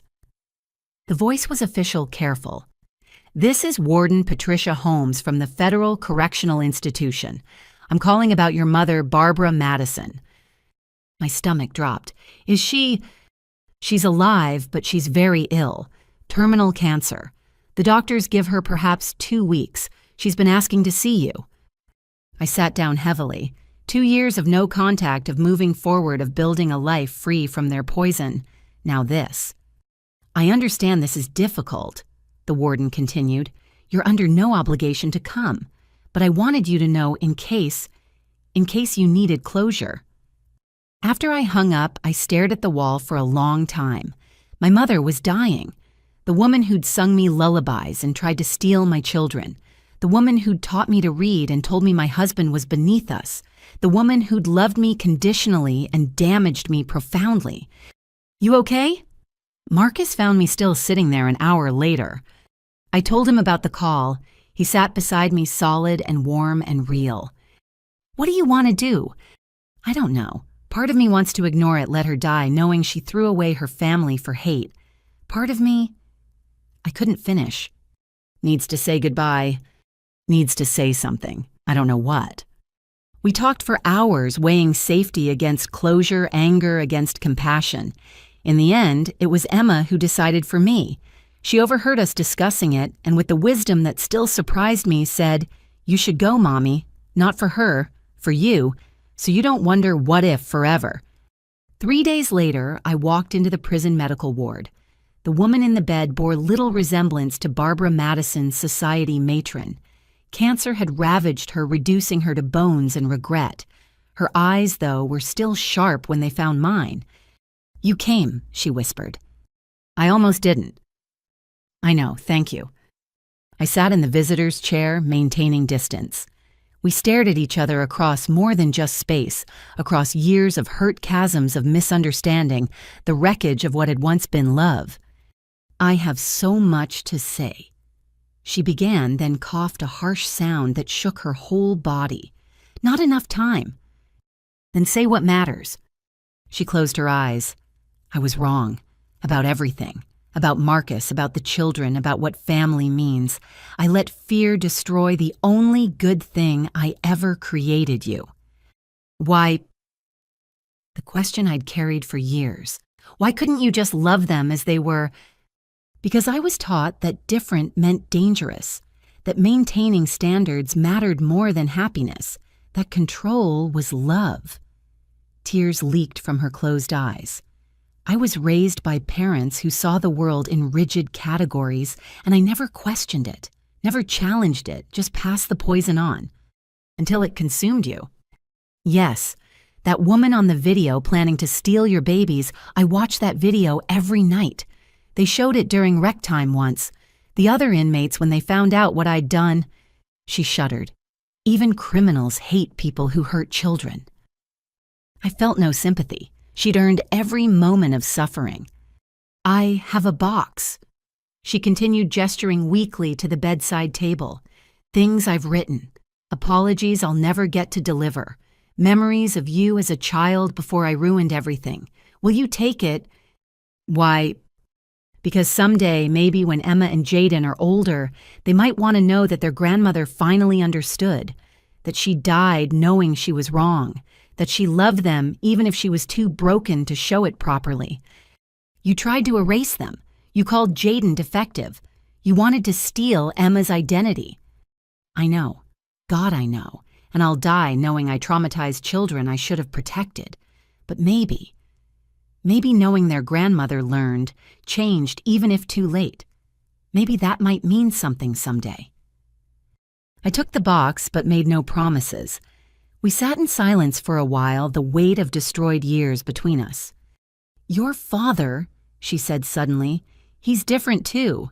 The trial broke something in him. He spends his time teaching financial literacy to other inmates trying to atone. He understands now what we threw away. Too little, too late. Yes, but Keisha, don't let our poison infect your children. Don't let our failure make them hard. They're beautiful as they are. Let them stay that way. They will. Not because of you, but despite you. She nodded, accepting the judgment. As I stood to leave, she reached out weakly. I know I have no right to ask, but could you tell me about them? Just a little. I dream about them sometimes, and they're always frozen as they were 2 years ago. I could have refused, should have refused, but something in her broken voice made me relent. Emma won the state science fair with a project on genetic diversity in plant adaptation. She used our family as inspiration, showing how variation makes species stronger. Jaden publishes a newsletter about foxes that has subscribers in 12 countries. He's teaching himself 3 languages because foxes live everywhere, and he wants to read about them in every language. My mother smiled through her tears, strong and brilliant and themselves, just like their mother. Just like themselves, that's enough. Yes, it is. I left then, carrying her box of regrets and apologies. She died 6 days later. My father permitted to attend the small prison funeral. He would serve another decade, his fortune gone to legal fees and restitution. His reputation destroyed, his legacy, one of hatred that failed. I didn't attend the funeral, but I did read the letters in the box alone in my office while my family slept. Pages and pages of remorse, of memories of a woman realizing too late that she'd chosen fear over love. One letter stood out, addressed to Emma and Jaden. My dear grandchildren, by the time you read this, if you ever do, I'll be gone. Good. The world is better without people who think love should have conditions. I spent my life believing lies about what mattered. I thought purity was more important than joy. I thought control was more important than connection. I thought my narrow world was the only right one. I was catastrophically wrong. You are perfect as you are. Mixed race isn't confusion, it's richness. Autism isn't defective, it's difference. Your parents aren't failures. They're heroes who protected you from people like me. I stole years we could have had together. I caused pain that can never be fully healed. I chose hate over love, and I'll die, knowing that was the worst choice I ever made. But you get to choose differently. You get to love freely, be yourselves, boldly change the world just by existing in it. Don't let anyone ever tell you you're wrong for being who you are. You're not wrong. I was. I'm sorry. It's not enough, but it's all I have left to give. The grandmother who finally learned to see. I burned the letter. Maybe someday I'd tell them their grandmother had found remorse at the end. Maybe not. They deserved to decide for themselves what her memory meant to them. The next morning, I found Emma and Jaden building an elaborate fort in the living room, their safe space, when the world felt uncertain. "Mom's been sad," I heard Jaden tell his sister. "We should do something nice for her." "Like what?" "Tell her we love her exactly as she is." "That's perfect," Emma agreed, "because she does the same for us."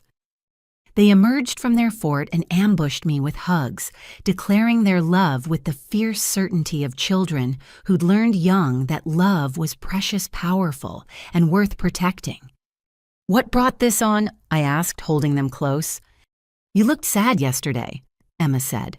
"We wanted you to remember that we're okay, we're happy, we're exactly where we belong."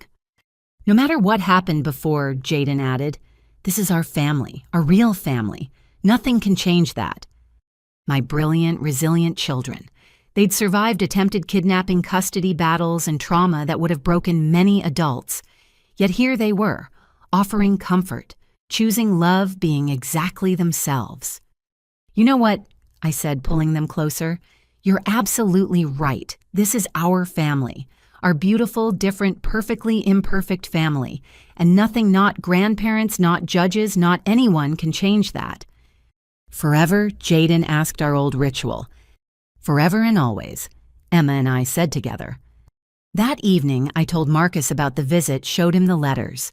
We agreed to keep them until the children were adults, then let them decide what relationship, if any, they wanted with their grandparents' memory. "Do you regret going?" he asked. "No.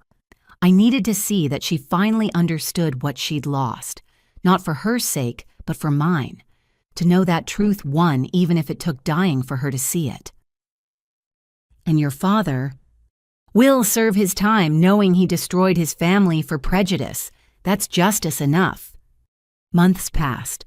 The Families United Against Custody Trafficking grew into an international organization.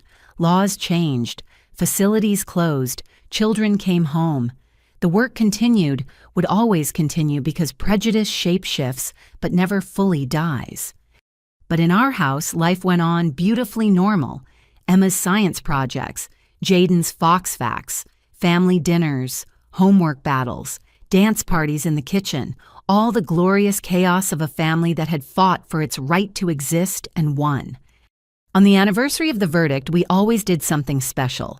This year, Emma suggested we visit other families from our support group, a reunion of sorts. Watching dozens of children play together, all colors, all configurations, all perfect in their difference, I felt the last of my anger dissolve. My parents had tried to steal our children because they couldn't see beauty in diversity. They'd failed. These children running and laughing and being gloriously themselves were proof that love wins. Different wins. Family in all its forms wins. "You did this," Maria said, standing beside me as our children played. "You stood up first. You gave us all courage." We all did this.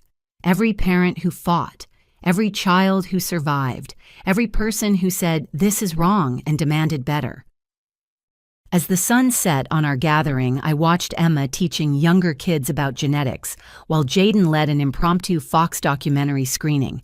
My children using their interests to connect with others, building bridges where their grandparents had tried to build walls. This was our legacy, not the pain, not the trial, not the years of fighting. This children free to be themselves, families free to love as they chose a world a little bit safer for difference. My mother died believing she'd failed. She had, but not in the way she feared. She'd failed to break us. Failed to steal our children's identities, failed to make us ashamed of who we were. In every way that mattered, we'd won, and we'd keep winning one loved child at a time, forever and always. 1 year after my mother's death, spring arrived with unusual warmth and the promise of new beginnings. Emma, now 11, had evolved into a fierce advocate for multiracial identity, starting a diversity club at her school that had grown to 40 members.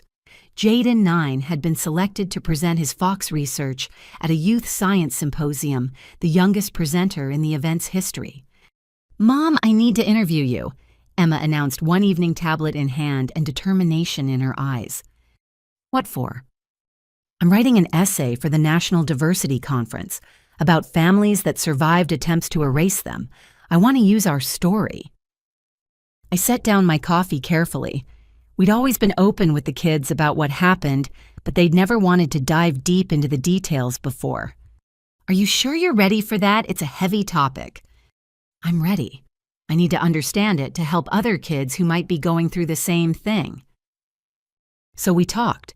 For hours, I answered her questions about why her grandparents had acted as they did, about the network of families we'd helped expose, about the strength it took to stand against your own blood for your children's sake. "Were you scared?" she asked. "Terrified, every single day until the judge made her ruling. But you didn't let it show." "Sometimes being brave means being scared and doing what's right anyway." She typed furiously, then looked up with those eyes that saw too much. "Do you think they ever really loved us? Or were we always just wrong to them?" "The hardest question. I think they loved the idea of you, the grandchildren they imagined you could be, but they never took the time to love who you actually are. That was their loss, not yours." That night, Marcus found me crying in our bedroom, overwhelmed by the conversation. "She's too young to carry this story," I said. "She's strong enough. Look at her. She wants to use our pain to help others. She's taking something terrible and making it meaningful. That's healing, Keisha." He was right. Over the following weeks, Emma interviewed every member of our support group willing to talk. She compiled stories of survival of families who'd fought and won, of children who'd maintained their identities despite attempts to erase them. Her essay, "Love is Not Control: How Families Survive Identity-Based Custody Theft," won first place at the conference. But more importantly, it sparked a youth movement. Children who'd been through similar experiences started connecting, sharing, healing together. Jaden, meanwhile, channeled his experience differently. He created a comic series called The Fox Family, about a diverse group of foxes who had to protect their den from wolves who thought only red foxes were real foxes. "It's metaphorical," he explained seriously, showing me his latest panels, "but also scientifically accurate about fox behavior." The comic went viral after his teacher shared it online. Soon we were getting messages from parents using it to explain discrimination and acceptance to their children. A publisher reached out wanting to turn it into a book series. "What do you think?" I asked him. "It's a big decision." "Will it help kids understand that different is okay?" "Probably." "Then yes, but I want to donate some money to help families still fighting." My heart burst with pride. Both my children had taken their trauma and transformed it into purpose. The publishing deal led to unexpected opportunities. Schools invited us to speak about our experience. Media outlets wanted updates on the family that had exposed the grandparent trafficking network. We were selective, always prioritizing the kids' privacy and well-being, but when it felt right, we shared our story. One speaking engagement changed everything. We were at a conference for child welfare attorneys when a young woman approached me afterward. "Mrs. Harris, I'm Rebecca Thompson, Alex Thompson's sister." I remembered Alex, the brave teenager who'd first exposed what happened inside the facilities. "How are they?" "Thriving. They're in law school now, planning to become a children's rights attorney. But that's not why I'm here." She took a deep breath. "I work for the Department of Justice now. We're creating a new task force specifically focused on identity-based custody theft. We want you to be an advisor." "Me?" "You and the other parents from your group. You understand this issue better than anyone. You've lived it. We need your expertise to make sure this never happens again." I accepted immediately. The work was hard, reviewing cases, proposing policy changes, training investigators to recognize the signs of custody trafficking, but it was also healing. Every family we helped felt like reclaiming a piece of what had been stolen from us. Marcus threw himself into advocacy too, focusing on protecting neurodivergent children in custody disputes. He worked with autism organizations to create guidelines for judges, ensuring they understood that different neurologies weren't deficits to be fixed. Our home became a hub for the movement, strategy meetings in the dining room, support groups in the living room, always with Emma and Jaden at the center, reminding us why the work mattered. One evening, as I was preparing dinner, Jaden came to me with an unusual request. "Mom, I want to visit Grandpa in prison." I nearly dropped the pot I was holding. "Why, baby?" "I've been thinking about forgiveness, not for him, but for me. I don't want to carry anger forever. I want to tell him that I'm okay, that he didn't break me. Maybe that would help both of us." That's a very mature thought. Let me discuss it with Dad and think about it, okay? The debate went on for weeks. Marcus was initially against it, worried about re-traumatizing Jaden. Our therapist helped us work through the options. In the end, we decided to let Jaden make the choice with support. The visit was arranged for a Saturday morning. I went with him while Marcus stayed home with Emma, who had no interest in seeing the man who'd tried to erase her. Robert Madison looked decades older than his 75 years. Prison had broken his body, if not his spirit. When he saw Jaden, something flickered in his eyes, shame perhaps, or recognition of what he'd thrown away. "Hello, Jaden," he said quietly. "You've grown." "I'm 9 now. I study foxes and speak 3 languages and have friends who like me exactly as I am." My father, I still struggled to think of him that way, nodded slowly. "Your mother told me. I'm glad." "I came to tell you something." Jaden continued, his voice steady despite his stimming hands. "You tried to change me because you thought I was broken. But I'm not broken. I'm autistic. That's not wrong, it's just different. And different is okay." "I know that now." "Do you really?" My father looked at his grandson. Really looked at him, and I saw the moment he truly understood what he'd almost destroyed. "Yes. I spent my whole life believing lies about what mattered. I taught those lies to your grandmother, and we nearly destroyed everything good because of them. I'm sorry, Jaden. It's not enough, but I'm sorry." "Okay," Jaden said simply. "I forgive you. Not because you deserve it, but because I don't want to be angry anymore. But forgiveness doesn't mean forgetting, and it doesn't mean you get to be my grandpa. You lost that right when you tried to steal us." "I understand." "Good. I hope you teach other people in here that different doesn't mean bad. Maybe that can be your way of fixing some of the hurt you caused." As we left, I marveled at my son's wisdom, 9 years old and already understanding truths that had taken me decades to learn. "You okay?" I asked as we drove home. "Yes, I said what I needed to say. Now I can let it go."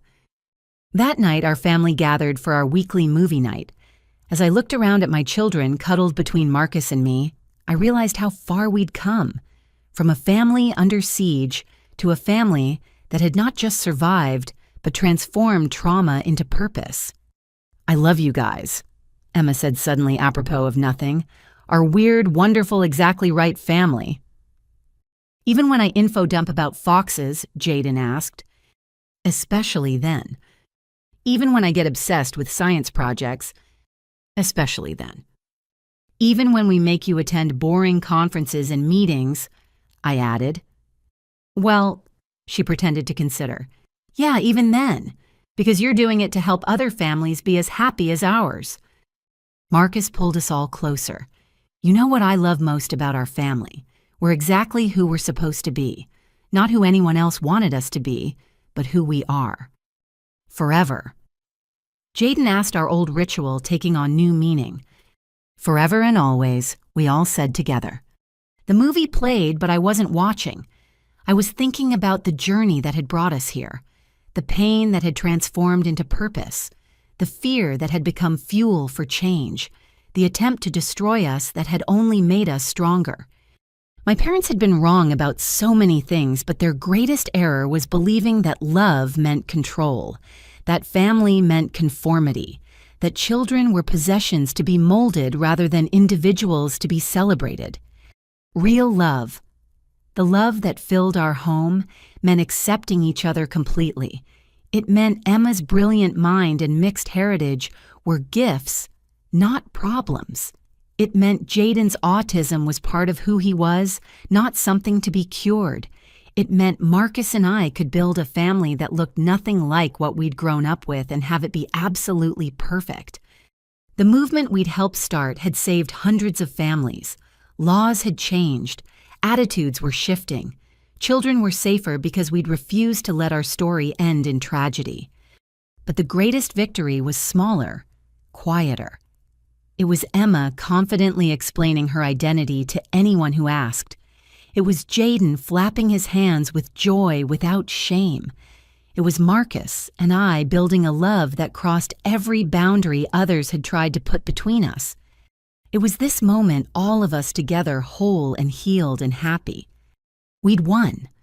Not just the court case or the criminal trial, but the deeper battle for our children's souls. They knew who they were. They knew they were loved.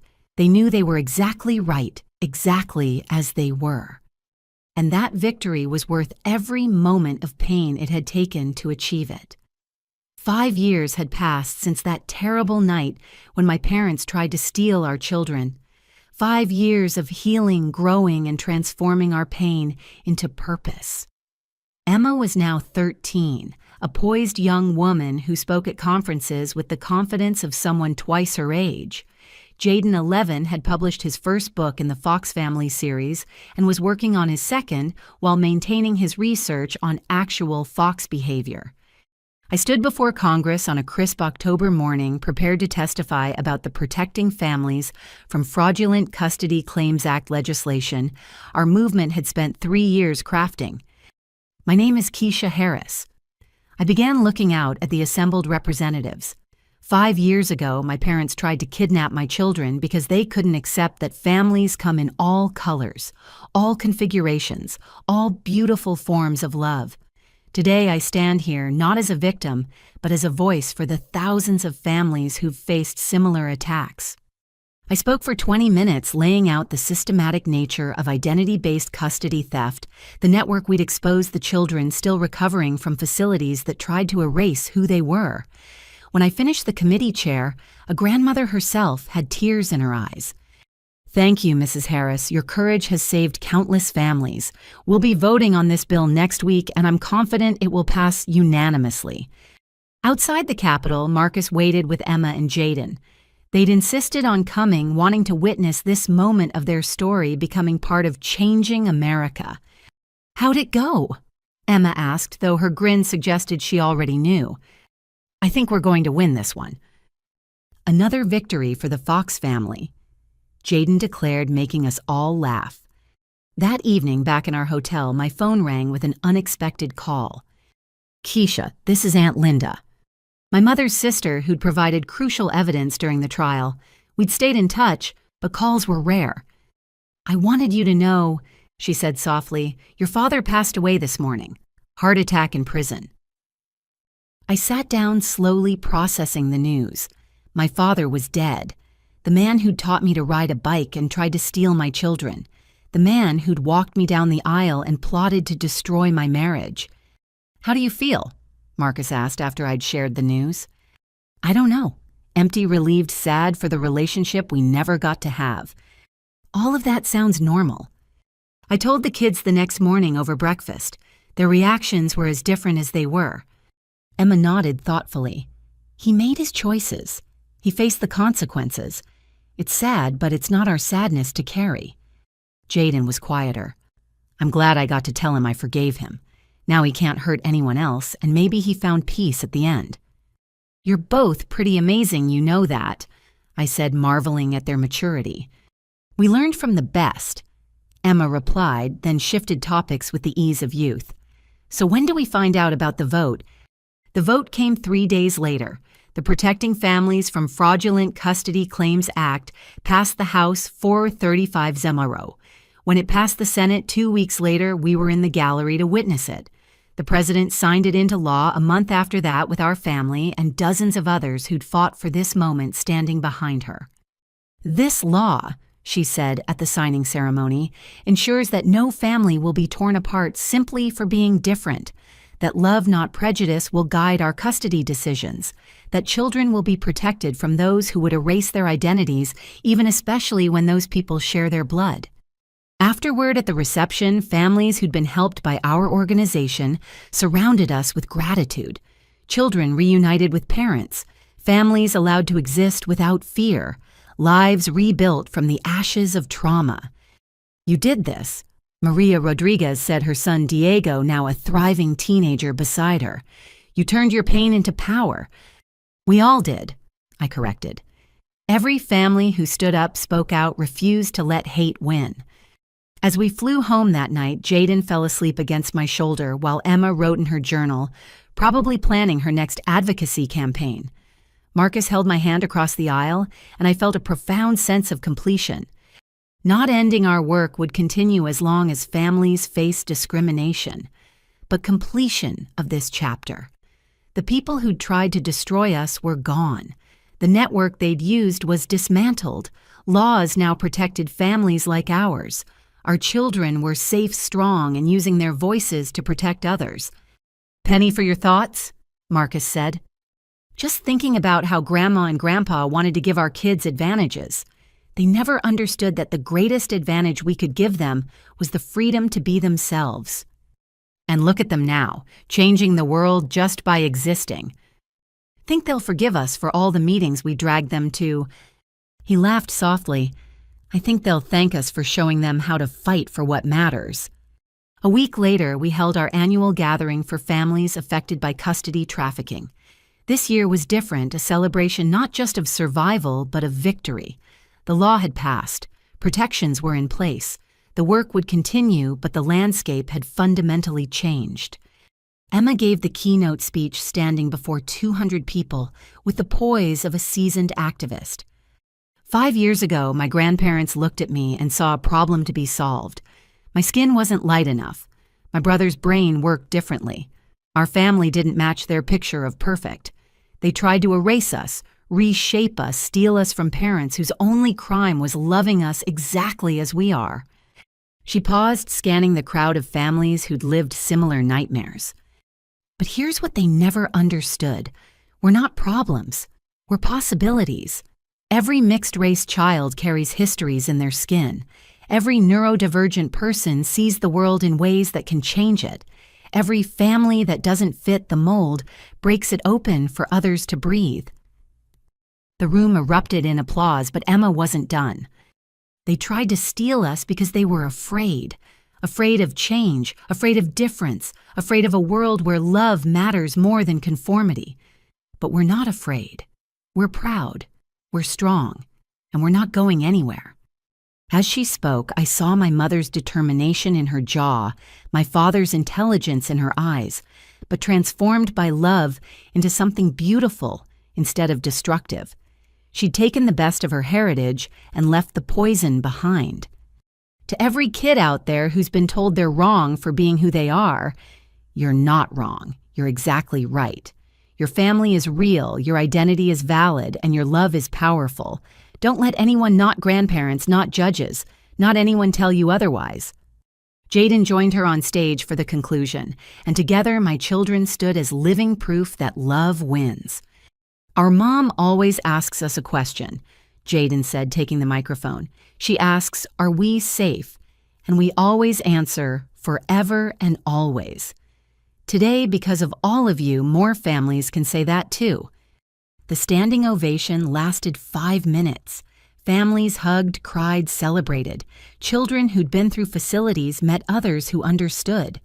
Parents who'd fought connected with those still fighting. The community we'd built from trauma had become something beautiful. That night, as we drove home, Emma asked a question that stopped my heart. "Mom, do you think Grandma and Grandpa would be proud of what we've built?" I thought carefully before answering. I think the people they could have been, the grandparents who might have chosen love over fear, those people would be amazed. But the people they actually were, they'd probably still think we were wrong. "Their loss," Jaden said simply, "we turned their hate into help for others. That's the best revenge." Not revenge, I corrected gently.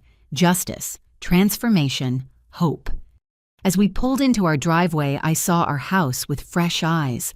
The walls that had protected us during our darkest days, the rooms where we'd held strategy meetings and support groups, the kitchen where we'd celebrated victories and mourned losses, the bedrooms where our children had grown into advocates and artists. This house had witnessed our family's near destruction and complete rebuilding. Now it stood as proof that love could survive anything. "I love our home," Emma said as if reading my thoughts. "Me too," Jaden agreed. "It's perfect for our weird, wonderful family." "The weirdest and most wonderful," Marcus confirmed, gathering us all for a hug on the front porch. As we entered our home, I thought about everyone who'd been part of our journey, the families who'd stood with us, the lawyers who'd fought for us, the legislators who'd listened, the children who'd survived and thrived despite attempts to erase them. Change doesn't happen in courtrooms alone. It happens in living rooms where families refuse to be broken, in classrooms where children learn that different is beautiful, in communities that choose love over fear. My parents had given me life, but they'd also taught me how not to live. From their ashes, we'd built something better, a family rooted in unconditional love, a movement that protected others, a legacy of acceptance that would outlast us all. "Mom," Emma said as we settled in for the evening, "I'm writing a new essay. Want to hear the title?" "Always. Thank you for trying to steal us how my grandparents' hate created a movement of love." I laughed through sudden tears. "That's perfect, baby." I thought so too. Sometimes the worst things that happen to us become the best things we do for others, right? Right. As I tucked Jaden in that night, a ritual he was almost too old for but still secretly loved, he asked our question one more time. "Are we safe?" But this time I had a different answer. "You know what I think the better question is? Are we free?" His eyes lit up with understanding. To be ourselves, to love who we want to help others. Exactly. "Then yes," he said firmly, "we're free, forever and always." Forever and always. I agreed, kissing his forehead. Later, curled up with Marcus, I reflected on the journey that had brought us here. The pain had been real, the trauma had left scars, but we'd refused to let it define us. Instead, we'd let it refine us into better parents, stronger advocates, fiercer protectors of love in all its forms. My parents were gone, their legacy of hate crumbled to dust. But our legacy, Emma's voice ringing out for equality, Jaden's stories, teaching acceptance, the laws that now protected families, the children reunited with parents, the love that flourished where fear once ruled, that would endure. We'd won. Not just our battle, but the war against those who would use children as weapons in their culture wars. We'd proved that love is stronger than hate, that diversity is strength, that families are defined by how they care for each other, not by who approves of them. And most importantly, we'd shown our children that when someone tries to dim your light, you don't shrink, you shine brighter and light the way for others. As sleep finally claimed me, I whispered a final thank you to the universe. Thank you for giving me the strength to fight. Thank you for Marcus's unwavering support. Thank you for Emma's fierce spirit and Jaden's gentle wisdom. Thank you for every family who stood with us. And yes, in the strangest way, thank you to my parents. Their attempt to destroy us had instead forged us into something unbreakable. Their hate had birthed a movement of love. Their failure had become our triumph. We were the Harris family, different, proud, united, and free. Forever and always. If you've made it this far, you've witnessed our journey from a family under attack to a family that helped change laws and save lives. But I want to leave you with something more than our story. If you're facing someone who says your family is wrong, whether it's grandparents, extended family, or anyone else know this, your love is valid. Your family is real. You have the right to raise your children according to your values, not someone else's prejudice. If you see a family being targeted for being different, speak up. Support them. Sometimes knowing you're not alone makes all the difference.